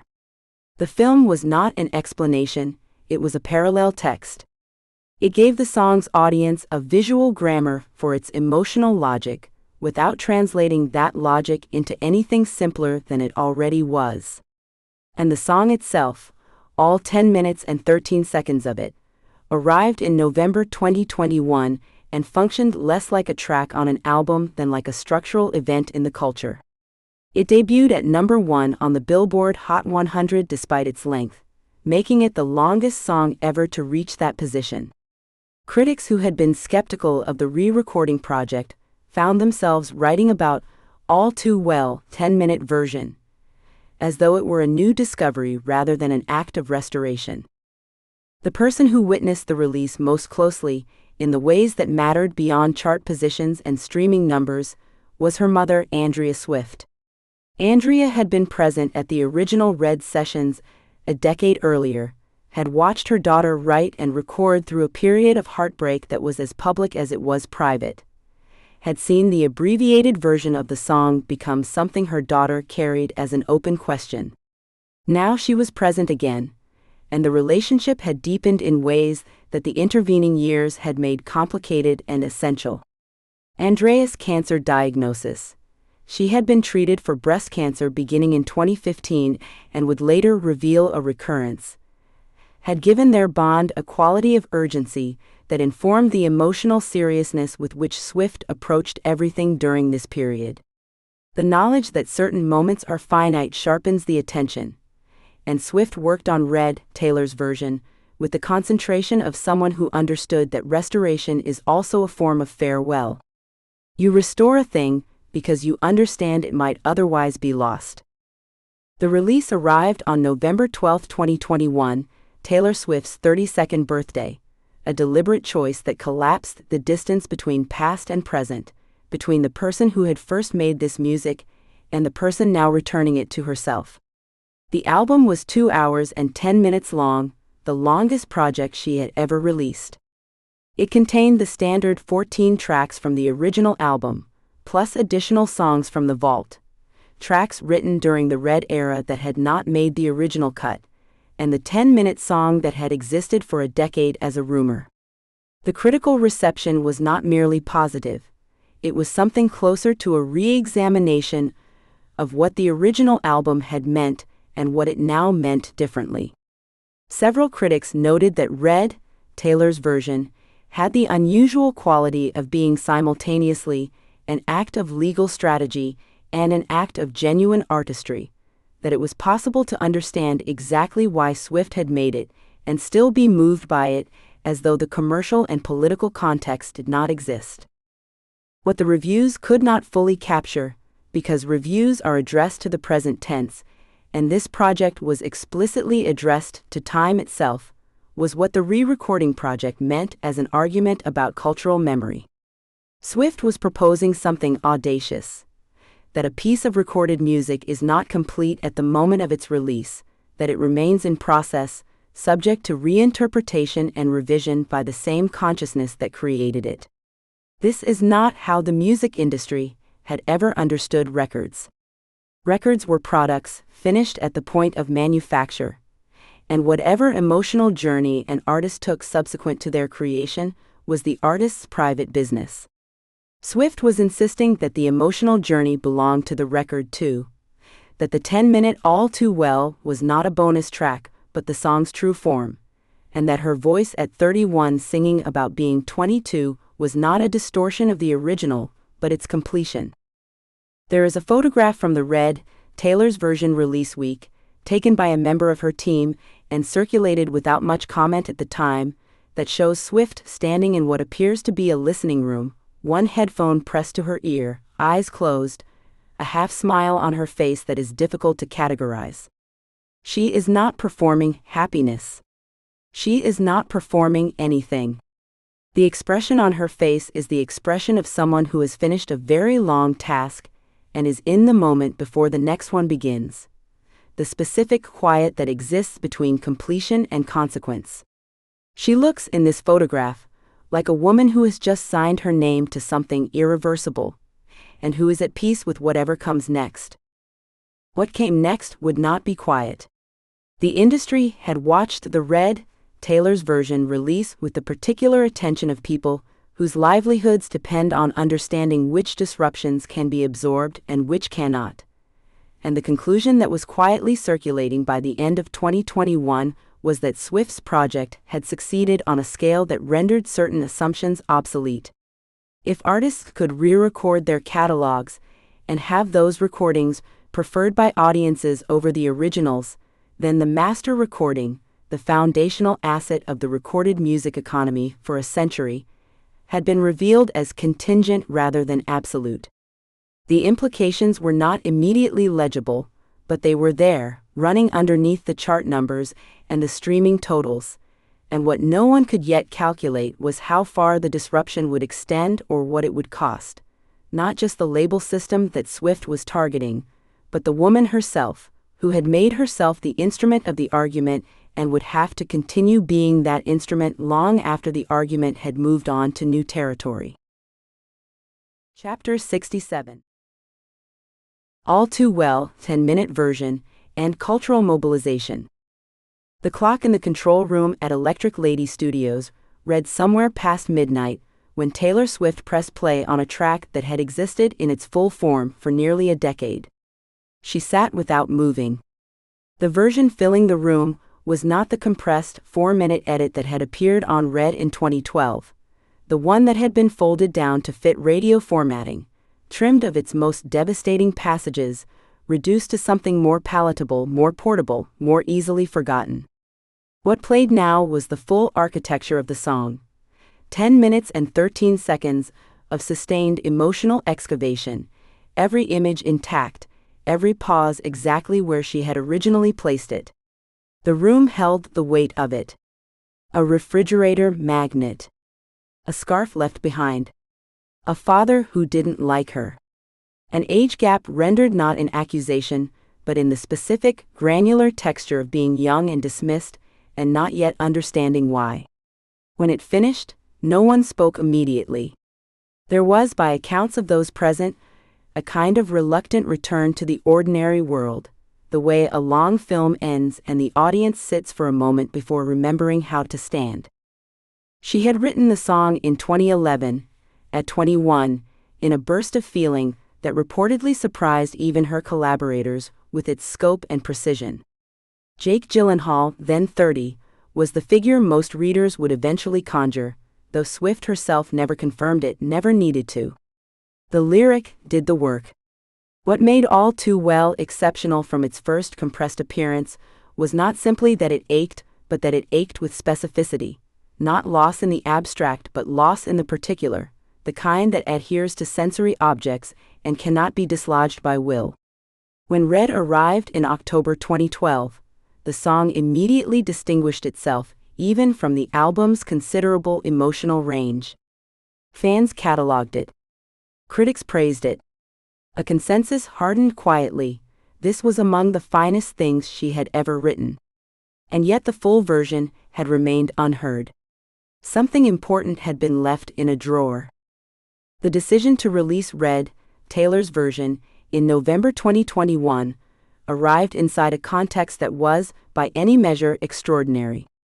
The pandemic had reshuffled the cultural calendar so thoroughly that the ordinary logic of album cycles, tour support, stadium appearances, late-night performances filmed in cavernous venues, had been suspended for nearly 2 years. Swift had already released 2 surprise albums in that vacuum. Folklore in July 2020 and Evermore 5 months later, both recorded in near total isolation, both departing from the maximalist production that had defined her previous decade. The music industry was still recalibrating. Streaming had accelerated the fragmentation of attention, yet audiences had simultaneously developed a hunger for depth, for long-form narrative podcasts, for prestige serialized television, for the extended director's cut rather than the studio-approved edit. The culture, starved of live experience and newly attentive to interiority, had become, without quite announcing it, the ideal audience for 10 uninterrupted minutes of emotional precision. There was also a more specific, more combustible context. Scooter Braun's acquisition of Big Machine Label Group in 2019 had placed Swift's original master recordings, the first 6 albums, in the hands of a man she had publicly, explicitly named as her antagonist. The re-recording project was not merely artistic. It was legal warfare conducted through music. Each Taylor's version album was a reclamation act, an attempt to render the originals commercially irrelevant by creating superior replacements that she owned outright. Fearless, Taylor's version, had arrived in April 2021 and had succeeded beyond what the industry expected. It charted powerfully, radio stations adopted it, and a generation of listeners who had grown up on the original streamed the new version without apparent hesitation. By the time Red, Taylor's version, was announced, the template was established.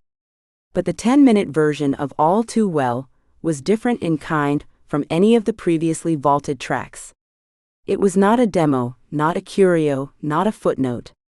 It was, by Swift's own framing, the original, the urtext from which the released version had been derived through compromise.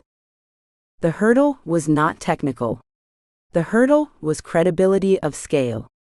A 10-minute song in the contemporary streaming economy was, by the metrics of the industry, an act of defiance bordering on commercial irrationality. The Billboard Hot 100 had historically struggled to accommodate extended tracks. The chart had been built around the assumptions of radio, of formatting, of the 3.5-minute window. Mariah Carey's All I Want for Christmas Is You and Luis Fonsi's Despacito had gamed the streaming era's chart mechanics, but they had done so through repetition, through ubiquity, through the hook. What Swift was proposing was the opposite. A song that demanded duration, that rewarded attention, that would not reduce itself to a clip. If it failed, if listeners abandoned it at the 3-minute mark, if the algorithm couldn't place it, if the cultural appetite for the long form turned out to be shallower than it appeared, the failure would be read as hubris. It would be the most visible example of a significant artist miscalculating her own cultural capital. She mitigated the risk with a piece of short film. Directed by Swift herself under the pseudonym Joseph, the accompanying 15-minute visual starred Sadie Sink and Dylan O'Brien, with Swift and Jake Shaman in supporting roles. It was, by the standards of music video production, something closer to a short film. It had a 3-act structure, extended scenes of silence, a specificity of period detail in its costuming, and a final image, Sink's character burning a box of photographs at a kitchen table, that landed with the deliberateness of a closing shot in a work by a filmmaker who understood what the frame could carry. The visual did not merely illustrate the lyric, it amplified it, extended it, gave it a second body. What Swift understood, and what her team executed with considerable precision, was that the song needed an entry point for those who had not yet committed to 10 uninterrupted minutes of listening. The film provided that. Viewers watched the film and found themselves, without having decided to, in the middle of the song, already invested, already past the threshold. The chart result arrived the following week, and was, even to those who had expected the song to perform well, startling. All Too Well, 10-minute version, debuted at number 1 on the Billboard Hot 100, making it the longest song ever to reach that position. The record it displaced, Don McLean's American Pie, which had held the previous record for over 50 years, was itself a song about cultural loss, about the day the music died, about the passage of something irreplaceable. The coincidence was not lost on critics, who were inclined toward symbolism. Swift, at 31, had produced a song about being 21 and had embedded within it a kind of density, lyrical, emotional, temporal, that the 3-minute format had by structural necessity foreclosed. The response from listeners was not merely enthusiasm. It was something closer to mobilization. The phrase "all too well" had long functioned as a kind of shorthand within Swift's fanbase for a particular register of devastating accuracy, the song that made you feel understood in your most specific, most private grief. The 10-minute version surfaced new passages that fans received as though they had been waiting for them without knowing it. The line about a 20-something feeling so much older than she was. The refrain that turned accusation into a kind of permanent verdict. The bridge, which Swift had described in interviews as the emotional center she had been most reluctant to cut, arrived in the full version with a force that the truncated edit had always promised but never delivered. Fans annotated the lyric on Genius with the attention of literary scholars. TikTok users built interpretive frameworks around individual couplets. The critical establishment, which had occasionally treated Swift's work as culturally significant but emotionally uncomplicated, revised its position with notable speed. Pitchfork, which had given the original Red a 6.5 and had spent years as an emblem of the critical establishment's discomfort with her popularity, awarded Red, Taylor's version, an 8.5. Retrospective critical reappraisal is not unusual, but the speed and totality of it, the willingness to openly correct the original judgment rather than simply ignore it, marked something specific about the cultural moment. The figure at the center of the song's renewed cultural life was, inevitably, Gyllenhaal, though the name appeared in no lyric, no official statement, no verified source. The internet supplied what the song withheld. Within days of the release, commentary about Gyllenhaal's age relative to Swift's during their relationship had accumulated to a degree that produced visible public discomfort. He was photographed looking out a restaurant window, the image circulated as a meme. His Instagram comments were flooded. It was, depending on one's perspective, either a demonstration of fanbase loyalty taken to an uncomfortable extreme, or a legitimate cultural reckoning with the dynamics of older-younger relationships in which the younger party's distress had been historically minimized. Swift made no public comment. She had released the song. The song made its own argument. That was, in a sense, the entire point of the re-recording project, the work would speak without her needing to direct the interpretation. The art would be the leverage. The person who watched this most closely, and who had in some ways made it possible, was Jack Antonoff. He had co-produced portions of Red, Taylor's version, and had by 2021 become something closer to a creative collaborator in the deepest sense. A figure who understood her instincts well enough to translate them rather than merely execute them.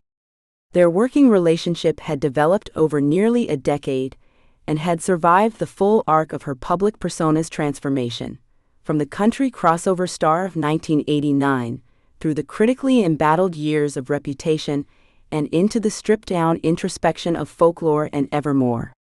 On All Too Well 10-minute version, Antonoff's touch was light in the way that restraint is always deliberate. The production framed the lyric without crowding it, left enough silence for the words to occupy the space they needed.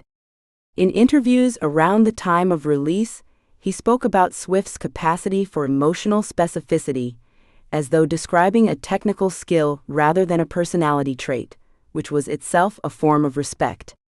He understood it as craft. He treated it as craft. That, in the context of an industry that had long coded her as primarily an emotional rather than technical entity, mattered. The 10-minute version's debut was also, though few framed it this way in the immediate aftermath, a demonstration of something that the previous 2 years had quietly proved. Swift's fanbase had not merely survived her acoustic pivot, her surprise releases, her withdrawal from the physical spectacle of stadium touring. It had deepened. The listeners who had come to Folklore and Evermore for the first time, who had encountered Swift not as a pop phenomenon, but as an album-oriented artist in the older sense, brought different expectations to Red, Taylor's version. They listened, in a way that earlier generations of pop audiences had trained themselves not to for duration. The 10-minute song was not, for them, a novelty. It was what they had been prepared for. Swift had spent 2 pandemic years, inadvertently or not, cultivating exactly the audience that All Too Well in its full form required. By the end of 2021, All Too Well 10-minute version had entered a category of cultural object that is difficult to define precisely but easy to recognize, the kind of song that people reference not as a piece of music they heard but as an experience they had. It had become part of the texture of how a particular generation processed its own romantic history, not because it was universal, but because it was so specific that the specificity itself felt universal, the way Chekhov's most particular details produce the illusion of comprehensiveness. Swift had written about one relationship, in one autumn at 21, and had produced something that people in their 30s played alone in cars on the way home from ordinary evenings, and felt, for 10 uninterrupted minutes, entirely seen. What she could not have fully anticipated, and what no one in that studio had mapped out in advance, was that the velocity of the cultural response to the song, the intensity of the fandom's mobilization, the extraordinary scrutiny now trained on every detail of her personal history, had fundamentally altered the terms of what the Eras Tour would need to accomplish. An audience that had learned to sit still for 10 minutes, that had organized its emotional life around the granularity of her lyric, would not arrive at a stadium expecting entertainment alone. It would arrive expecting testimony, expecting the experience of recognition at scale. And the pressure of that expectation would demand something from her that no production budget or stage design had ever been asked to carry before. Chapter 68. Directing the All Too Well short film. The monitor glows at 2 a.m. in a Tribeca editing suite, and Taylor Swift does not look like a director. She looks like someone who has been awake for 36 hours and refuses to acknowledge that fact. Her hair is pulled back in the imprecise way of a person who stopped caring about it sometime around midnight, and she is leaning so close to the screen that the cold blue light gives her face the texture of a watercolor. On the timeline before her, a single frame is frozen, Sadie Sink's hand, trembling slightly, reaching for a door handle that is just off camera. Swift taps the frame, then taps it again. She turns to her editor and says quietly, the way a surgeon asks for the correct instrument, "The shake is wrong." It's not grief yet. It's still hope. We need the take where she hasn't decided. Nobody in the room asks what she means. They know what she means. This moment, some version of it, reconstructed from the accounts of collaborators who emerged from the Red Taylor's version production period with the shared vocabulary of people who had survived something together, crystallizes what the fall of 2021 represented in the architecture of Taylor Swift's creative life. She had spent 3 years navigating the most operatically public intellectual property dispute in the modern music industry, had survived a pandemic by writing 2 albums in the woods of her own imagination, and had quietly, methodically, taught herself to direct. Now she was in an editing bay in Lower Manhattan, at the apex of the most ambitious single-release rollout any pop artist had attempted in the streaming era, debating the precise emotional register of a trembling hand. She was 31 years old and just beginning. The world into which the all-too-well short film arrived, November 12, 2021, 2 minutes after midnight, had spent the better part of 2 years reorganizing its relationship to time, to memory, and to the question of what we owe the art that shaped us. The pandemic had not simply disrupted the entertainment calendar. It had fundamentally altered the emotional metabolism of the audience. People had been sealed inside their own pasts, in ways they had not chosen and could not fully articulate. The nostalgic wound, the relationship that ended before you understood what it cost you, the version of yourself that existed before a particular loss, these were not abstract cultural themes in late 2021. They were the daily texture of millions of lives, still in the process of reassembly. When Swift chose this precise moment to release a 10-minute film about the specific archaeology of a particular heartbreak, she was not reading the room so much as discovering that she had built the room herself years earlier, and the room had been waiting. The obstacle she faced was not, on its surface, a creative one. Scooter Braun had acquired her original masters through his purchase of Big Machine Records in 2019, and the re-recording project, which Swift had announced almost immediately with a calm fury that her most attentive listeners recognized as the most dangerous register in her emotional vocabulary, was not simply about music. It was about authorship, about the right of a creator to inhabit her own history, about whether the story of Taylor Swift could be owned by someone who had not lived it. The re-recording campaign asked something that no artist of her commercial stature had ever asked so explicitly. Would an audience choose fidelity over convenience? Would they stream the new version, sacrifice the algorithmic familiarity of the old, accept the slight sonic differences that inevitably accompany a decade-older voice singing lyrics written by a 22-year-old girl? The stakes of that question were not merely financial. They were ontological. If audiences chose the originals out of habit or indifference, it would mean that the story belonged to whoever held the files. Swift understood this with a precision that her public statements, careful as they were, only partially conveyed. What she was doing was not a protest. It was a reclamation, and the all-too-well short film was the most concentrated expression of that reclamation, because it was not simply a music video. It was proof that she could tell her own story in a new medium entirely, that her ownership of the narrative extended beyond the audio file and into the image, the frame, the cut, the trembling hand that had not yet decided. She had begun preparing for this proof, quietly. The year 2020 had given her, among its deprivations, an unusual gift, enforced stillness in which to absorb cinema. Swift has spoken in interviews about her consumption of film during the pandemic months, the Bergman she returned to, the Wong Kar-wai she discovered or rediscovered, the way that in the mood for love's approach to memory as a physical sensation, something that exists in a room after the people have left it, reorganized her thinking about what a music video could do. She was not studying technique in any formal sense. She was doing what she had always done, which was to absorb the best available models in a craft and internalize their grammar until she could generate her own sentences. The 10-minute version of All Too Well had existed in some form since the original Red Sessions, when Swift wrote it in a cathartic extended burst that her collaborators from that period describe with the reverence people reserve for events they were present for but do not entirely understand. The original album had been truncated to the 5-minute version that became one of the most beloved deep cuts in her catalog. Beloved precisely because fans sensed that it was the edge of something larger.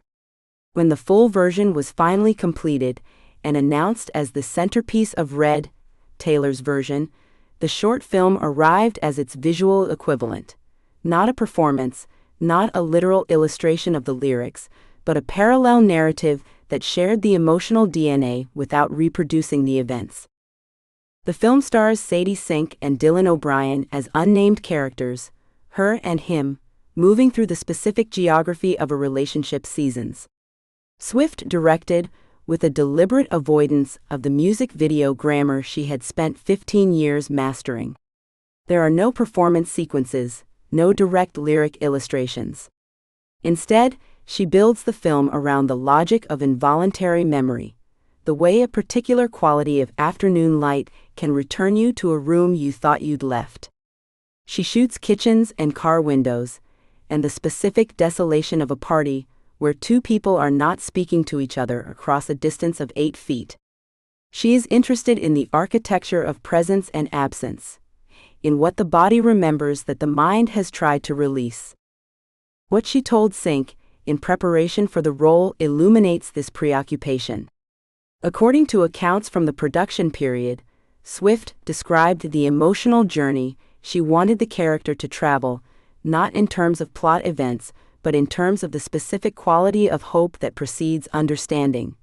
The way you can know in some inarticulate part of yourself that something is ending, and still perform the gestures of a person who believes otherwise. This is a director's instruction that is also a novelist's instruction, and the fact that Swift offered it without apparent self-consciousness suggests that the transition between creative modes had been more organic and more complete than the public narrative of her directing debut would suggest. The figure who inhabited this process most fully, and whose presence in the short film carries the most biographical weight, is not Sink or O'Brien, but the version of Taylor Swift who existed at 22, the version who wrote the original song in a single extended session, not yet understanding everything that session would cost her, not yet knowing that she was writing the document she would spend the next decade returning to. The making of the short film was, in the most literal sense, a conversation between Swift at 31 and Swift at 22, mediated by a camera and a story about a girl who had not yet learned to recognize certain kinds of damage while they were happening. This is the biographical fact that makes the All Too Well short film something more than a remarkable creative achievement for a first-time director. It is a document of self-archaeology. When Swift appears briefly in the film herself, as a writer glimpsed at a desk, the image carries a freight of implication that her collaborators understood she had placed there intentionally. She is not playing herself. She is playing the person who turns experience into language, the figure who sits at the edge of someone else's story and makes it permanent. This is, in the most precise sense, what she was doing. She was directing a film about a relationship that had been written into a song, and the song had now been re-recorded to reclaim it from the people who had acquired it. And the film was her proof that acquisition was insufficient, that you could own the files and still not own the story, because the story lived in the frame rate and the quality of light and the instruction she gave to Sadie Sink about the difference between grief and hope in a trembling hand. The critical and commercial response to the short film, and to Red, Taylor's version as a whole, was so encompassing that it briefly overwhelmed the industry's capacity to process it. The album broke streaming records. The 10-minute version of All Too Well became the longest song ever to reach #1 on the Billboard Hot 100, a statistic that would have seemed deliberately absurdist if proposed as a hypothetical, a piece of industry trivia engineered to demonstrate the precise magnitude of her audience's loyalty. The short film screened in theaters. It won MTV VMAs. It generated the kind of critical language, auteur, visual grammar, cinematic consciousness that pop artists rarely receive without a decade of directorial work to justify it. What the critical language struggled to locate, because it was oriented toward output rather than process, was the continuum between this moment and everything Swift had built since she first started directing her own music videos in her early 20s, since she had begun quietly absorbing the grammar of cinema while the world assumed she was simply managing her public image. The short film was not a departure. It was a culmination. It was the moment at which the infrastructure she had been building in private became visible to observers who had not been paying attention to the foundation. In the editing suite, in the blue light of a Tribeca morning, she is working on a frame about the difference between hope and grief in a trembling hand. And what she is actually constructing is the argument that will define the next phase of her career. Not the commercial argument, that has already been won, as decisively as anything is ever won in an industry that measures in streams and chart positions. The argument she is constructing is deeper than that. It is the argument that the author of a life's work is entitled to every dimension of that work: the audio, the image, the narrative, the interpretation, and that no acquisition agreement, however aggressive or legally ironclad, can purchase the imagination that generated it. She can be separated from the masters. She cannot be separated from the capacity to make new ones. The trembling hand on the screen has not decided yet. It is still holding the possibility of hope alongside the knowledge of grief, the way a song holds a chord before it resolves. Swift taps the frame one more time, leans back, and says something to her editor that nobody who is present has fully reproduced. What follows, though no one in that room could see it yet, is a directorial ambition that the short film has only introduced, a cinematic consciousness that will not be satisfied with the proof of a single 10-minute film when the story she is most interested in telling has only just begun to find its form. Chapter 69. The NYU Honorary Doctorate, Reflections on Resilience. The morning of May 18, 2022, arrived over the Bronx in the particular way that late spring mornings arrive in New York City, not gently but with insistence, the sun cutting hard angles through the upper decks of Yankee Stadium and pooling in sharp trapezoids across the field below. Folding chairs had been arranged in perfect rows across the infield dirt, thousands of them, occupied now by graduates in violet-trimmed gowns who fanned themselves with commencement programs and craned their necks toward the stage. The stadium, a place consecrated to pressure, to the drama of the final inning, to crowds who knew how to read a moment, held a different kind of electricity this morning. It was the electricity of arrival. And somewhere in the tunnel beneath the stands, a 32-year-old woman in academic regalia stood with her hands folded and her jaw set, preparing to walk out into it. Taylor Allison Swift had stood before audiences of 50,000 people. She had performed in the rain at Gillette Stadium, while her stage crew dismantled lightning rigs around her. She had absorbed the silence of a Grammy stage after her name was not called, and returned the following year to claim the prize. She had done most of the difficult things that fame requires of a person. But this, a commencement address at one of the most prestigious research universities in the world, before an audience that had not come to hear her sing, that did not know her chord progressions or her bridge modulations, that knew her primarily as a cultural institution rather than as a thinker, this was something she had not quite done before. She was being asked not to perform, but to mean something. And she had spent the better part of the preceding weeks inside her own head, trying to figure out what exactly that was. The years between 2019 and 2022 had remade her in ways that were still, in the spring of that year, not fully legible even to herself. The transformation had begun before the pandemic. in the quiet recalibration that followed the Reputation era, in the pastel softness of Lover, in the deliberate pivot away from stadium maximalism towards something more interior. But it was the pandemic that had completed the renovation. In March 2020, the world had locked down, and Taylor Swift, like everyone else, had gone inside. Unlike most people, what she found inside was 2 albums. Folklore arrived in July 2020 with almost no warning. A single week's notice, a black and white aesthetic, a set of songs that felt like they had been written in a forest clearing far from the machinery of pop stardom. Evermore followed in December of the same year, its cover image a continuation of the same wintry palette. Both records were made in collaboration with Erin Dessner of The National and with her long-standing creative partner Jack Antonoff, both conceived and completed in the compressed, strange intimacy of pandemic-era correspondence. Files shared over the internet, vocals recorded in home studios, arrangements built without the parties ever occupying the same room.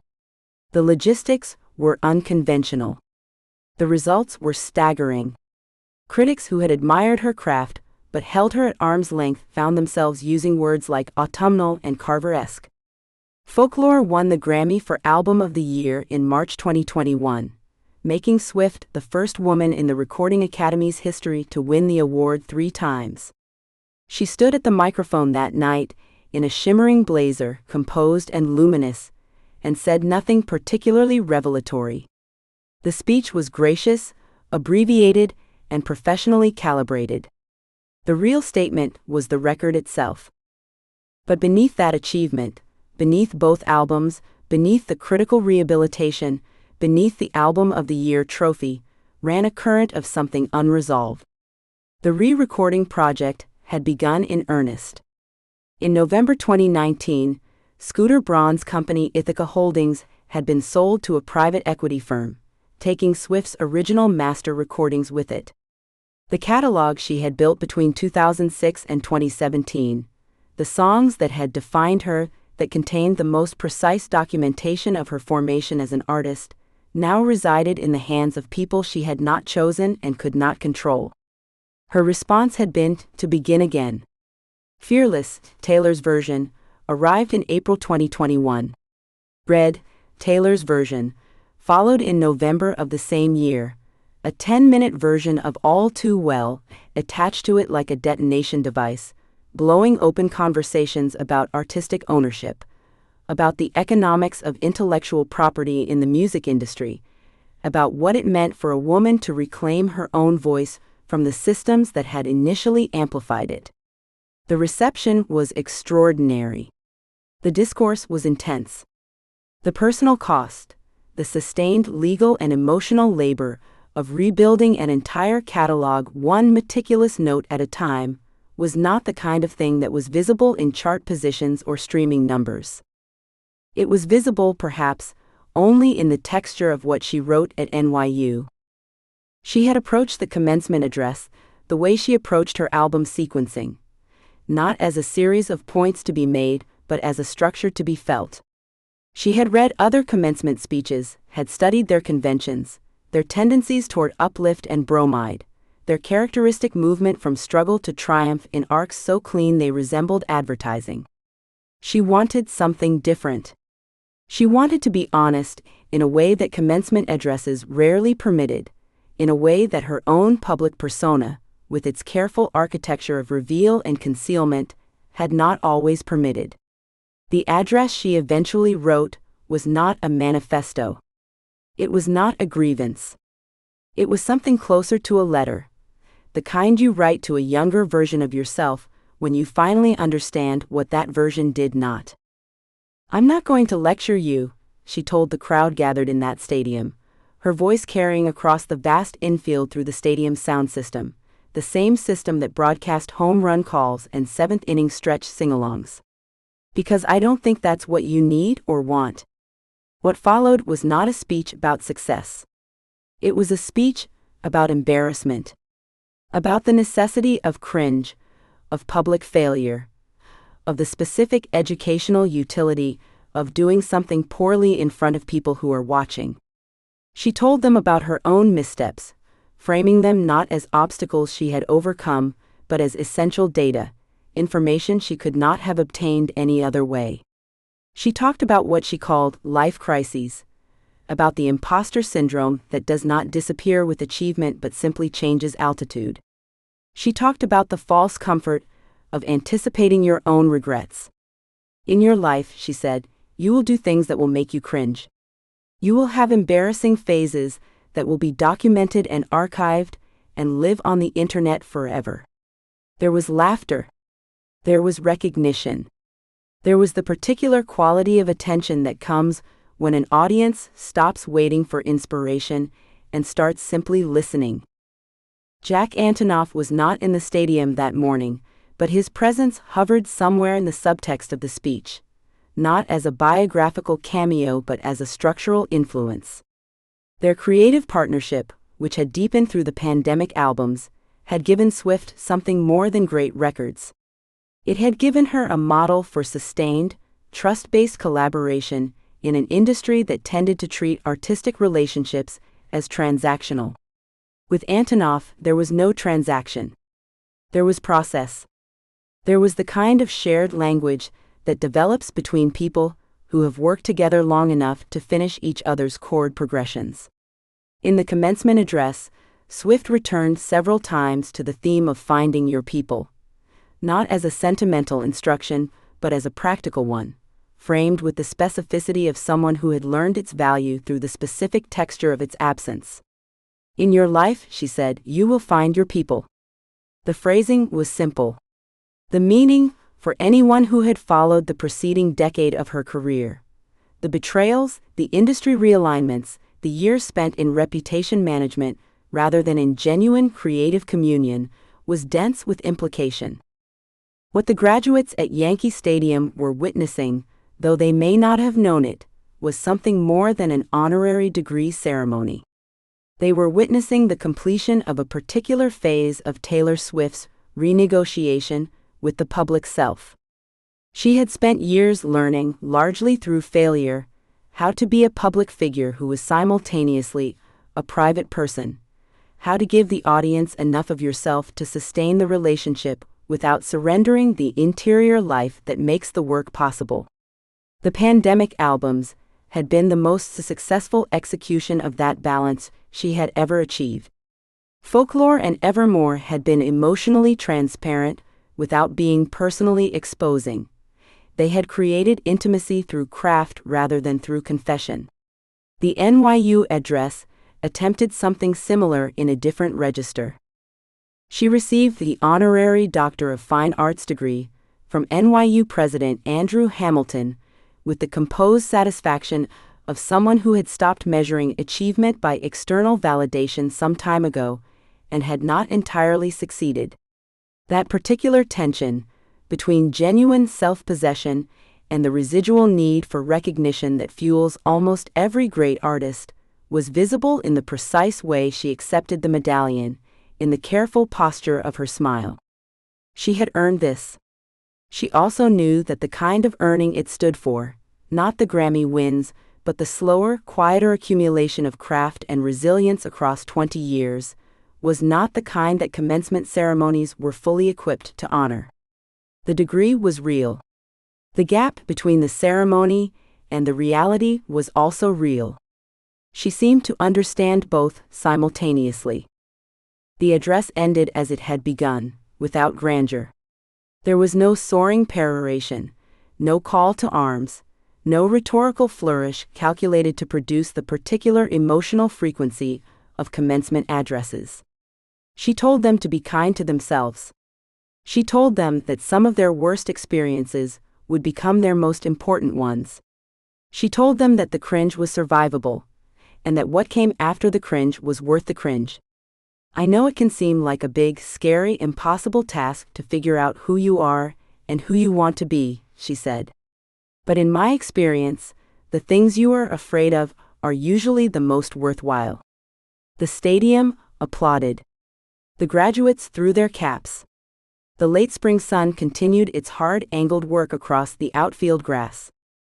She walked back through the tunnel with the academic medallion around her neck and the speech still warm in her memory, and somewhere in the transition between the stadium floor and wherever she was going next, the biographer's question asserts itself: what had the address actually been for? Not for the graduates entirely, they were its occasion but not perhaps its deepest audience. Not for the institution, which had conferred the honor for reasons that were partly cultural and partly strategic and partly genuine. The address had been, in some sense that she may not have fully articulated even to herself, a rehearsal. A public statement of the philosophy she had been assembling privately through 2 pandemic albums, through the re-recording project, through the legal and emotional labor of reclaiming her catalog. She had said, in front of 50,000 people, and on cameras that would broadcast the speech across the internet for years, that embarrassment was survivable. That failure was instructive. That the self you are is not the self you will always be. It was the kind of statement a person makes when they are about to do something large.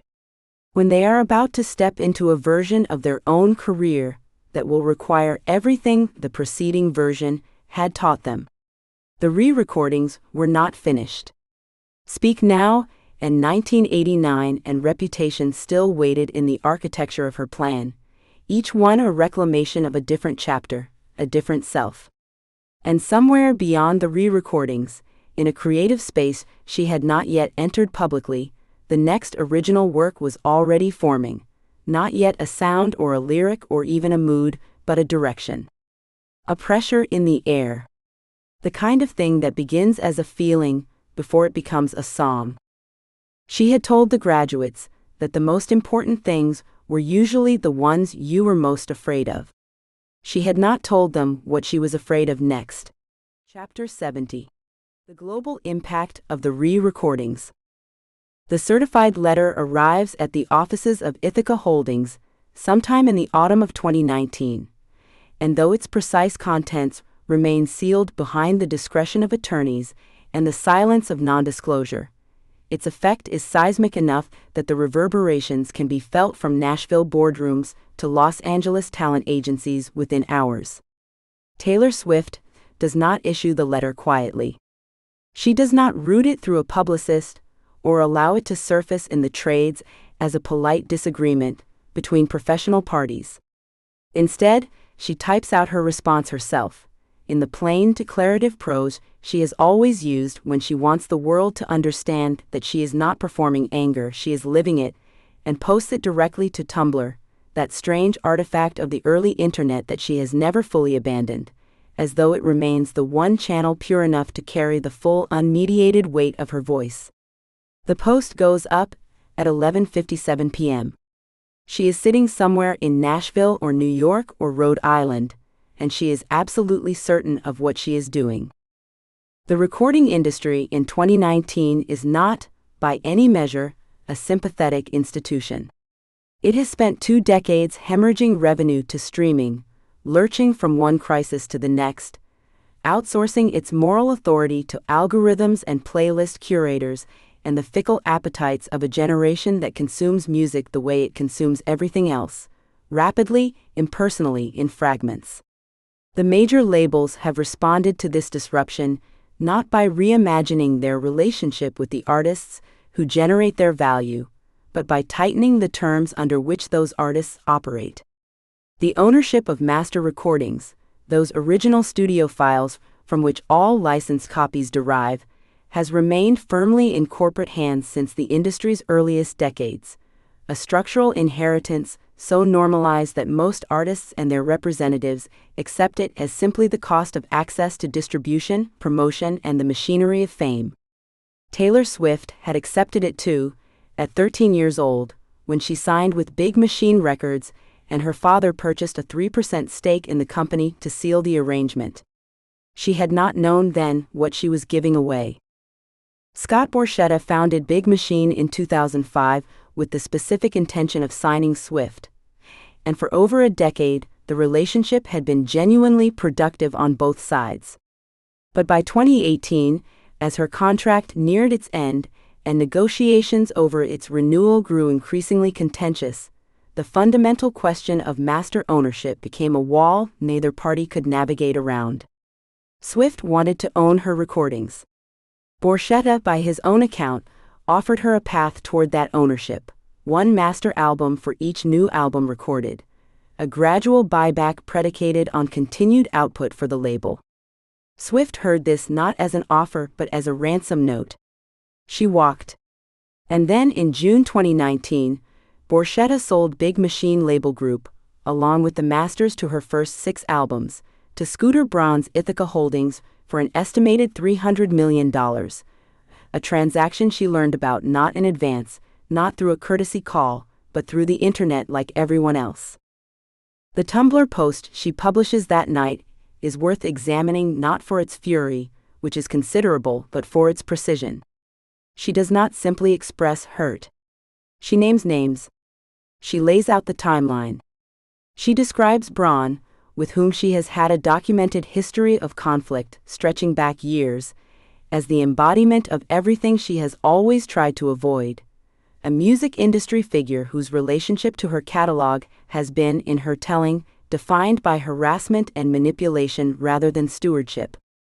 She calls the sale her worst-case scenario. She uses the word bully without hedging. And then, in the same post, she announces her intention to do something that the music industry has no real precedent for, something that attorneys and label executives and music journalists will spend the next several years attempting to assess with language that keeps failing to capture its audacity. She will re-record all 6 albums herself. The legal underpinning of this plan is narrow, but real. Standard recording contracts have long included a provision preventing artists from re-recording their material within a defined window, typically 5 to 7 years after the original release date, in order to protect the commercial value of the label's masters. Once those windows close, the prohibition dissolves. Swift's oldest recordings were now old enough. She could not reclaim what Braun and Borchetta owned, but she could render it commercially obsolete. She could make new masters, identical in song, but wholly hers in ownership. And she could redirect every stream, every sync license, every fan dollar toward those new recordings instead. The weapon she was building was not legal. It was economic. And it depended entirely on whether 50 million fans would follow her. The first of the re-recorded albums, Fearless, Taylor's version, arrives in April 2021. A release timed with surgical precision to precede what would have been a reissue cycle for the original. Swift has spent the intervening months, not merely in a studio, but in a sustained act of excavation, returning to songs she wrote as a teenager, and inhabiting them again with the full technical command of a 31-year-old woman who has spent 2 decades refining her instrument. The results are, by most critical assessments, startlingly faithful. The arrangements recognizable, the production warm, the vocal performances richer and more assured in ways that are perceptible but not distracting. She has also included previously unreleased material from the original recording sessions, what she calls from the vault tracks, a gesture that transforms each re-recorded album into something more than a replica. It becomes an event, a treasure map, a reason to return. The industry watches with a mixture of fascination and dread. Major labels issue internal memos. Talent attorneys revise their standard advisements to clients. The question that no one had previously needed to answer at scale: what happens to the commercial value of a master catalog when the artist re-records the entire thing for a competing label, is suddenly not hypothetical. Within weeks of Fearless, Taylor's version's release, streaming data begins to confirm what some had hoped and others had feared: listeners are migrating. The original recordings are not disappearing from the charts, but their performance is softening relative to the new versions, and the gap widens each week as Swift's fanbase, organized, motivated, possessed of an almost anthropological attentiveness to her intentions, makes the collective decision to follow her instructions. She has never issued instructions, exactly. She has never needed to. The cultural signal is clear enough. The figure who emerges as the most significant witness to this transformation is not a record executive or a legal strategist, but a woman named Kelly Clarkson, who had posted on Twitter in November 2019, before the re-recordings were formally announced, suggesting that Swift simply re-record her albums so that the fans could make the choice themselves. It was an offhand thought, 280 characters, the kind of solidarity that social media makes easy and follow-through makes rare. But Swift did not treat it as offhand. She treated it as permission, or perhaps as confirmation, that the idea she had already been forming in private had a constituency beyond herself.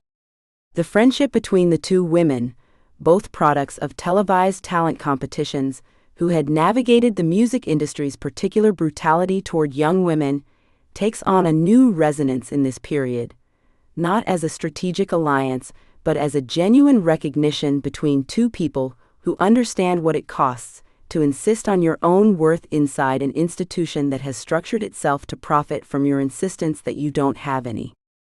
By the time Red, Taylor's version, arrives in November 2021, 10 years after the original, expanded from 16 tracks to 30, including the 10-minute version of All Too Well that had existed in legend among her fanbase for nearly a decade, the cultural conversation has shifted in ways that extend far beyond Taylor Swift's personal grievance. Music industry attorneys report a measurable uptick in contract negotiations, in which artist representatives raise master ownership as a primary rather than secondary concern. Younger artists, newly signed or in the process of signing, begin arriving at label meetings with the re-recording project as a specific reference point, not as a threat exactly, but as evidence that the assumption of artist passivity on this question is no longer reliable. Several independent labels revise their standard contract language proactively. The Recording Academy, never an institution of particular nimbleness, begins convening panels on artist rights that would have seemed niche and procedural 3 years earlier, but now draw mainstream attention. The scale of this influence is difficult to quantify with precision, because contract negotiations are private, and causation in cultural change is rarely traceable to a single source. But the directionality is unmistakable. Olivia Rodrigo, signing with Interscope in 2021, retains ownership of her masters. Other artists, whose names do not appear in press releases, but whose attorneys speak to trade publications with the customary anonymity of the industry, report similar victories. The leverage available to artists at the negotiating table has not been transformed entirely. The major labels retain enormous structural advantages, and the most significant gains accrue to artists who already have the bargaining power that comes with demonstrated commercial viability. But the conversation itself has changed, and changing the conversation is often where durable structural change begins. What Swift has accomplished by the autumn of 2022 is something that resists the vocabulary the music industry typically uses to describe success. She has not won a lawsuit. She has not lobbied for legislation. She has not formed a union or organized a collective action in any formal sense. She has simply made new recordings of her old songs, marketed them with the full force of her creative and commercial apparatus, and trusted that the loyalty of her audience was specific enough, directed at her rather than at a corporate catalog, to survive the transfer. And she has been right in a way that no one can entirely explain without accounting for the particular nature of the relationship she has spent 2 decades building with her listeners. She has always written songs that feel like secrets shared rather than performances staged. She has always communicated with her fan base as though they are co-conspirators rather than consumers. The re-recording project is the logical endpoint of that posture. She is asking them to choose her, and they are choosing her, and in doing so they are reshaping the economics of an industry that has long assumed the choice was not theirs to make. The Grammy nomination for Album of the Year that arrives for Fearless, Taylor's version, in late 2021 is declined. The Recording Academy rules render re-recordings ineligible for the award in the album category, but the gesture of the nomination's consideration and the public conversation it generates about what constitutes an original work is itself a measure of how thoroughly she has disrupted the category. Her third album of the year win, which comes for Folklore in March 2021, precedes the full rollout of the re-recordings and exists in its own register, an acknowledgement by the industry's most prominent credentialing body that the woman who has spent 3 years being processed through its tabloid machinery has made something genuinely, quietly extraordinary. The win for Folklore is not celebrated the way her earlier wins were. There is no confetti, no stage-front exuberance, no performance of vindication. She accepts the award in a dark blazer, says a few words that are gracious and brief, and returns to her seat. The room seems uncertain how to read her composure. Those who have been paying close attention are not uncertain at all. There is a version of this story that ends here, with the re-recordings complete and the industry recalibrated and the narrative arc satisfyingly resolved. The young woman who signed away her work at 13 having engineered, 2 decades later, a form of justice that the legal system could not have provided. But the story does not end here, because Taylor Swift is not a figure who resolves. She is a figure who accelerates. And somewhere in the recording sessions for what will become her 10th studio album, in the long, strange, productive quiet of the years between the pandemic's beginning and the world's tentative reopening, she has been building something of a scale she has not previously attempted, something that will not merely extend her career, but will reframe the entire question of what a pop career at its outermost limit can contain.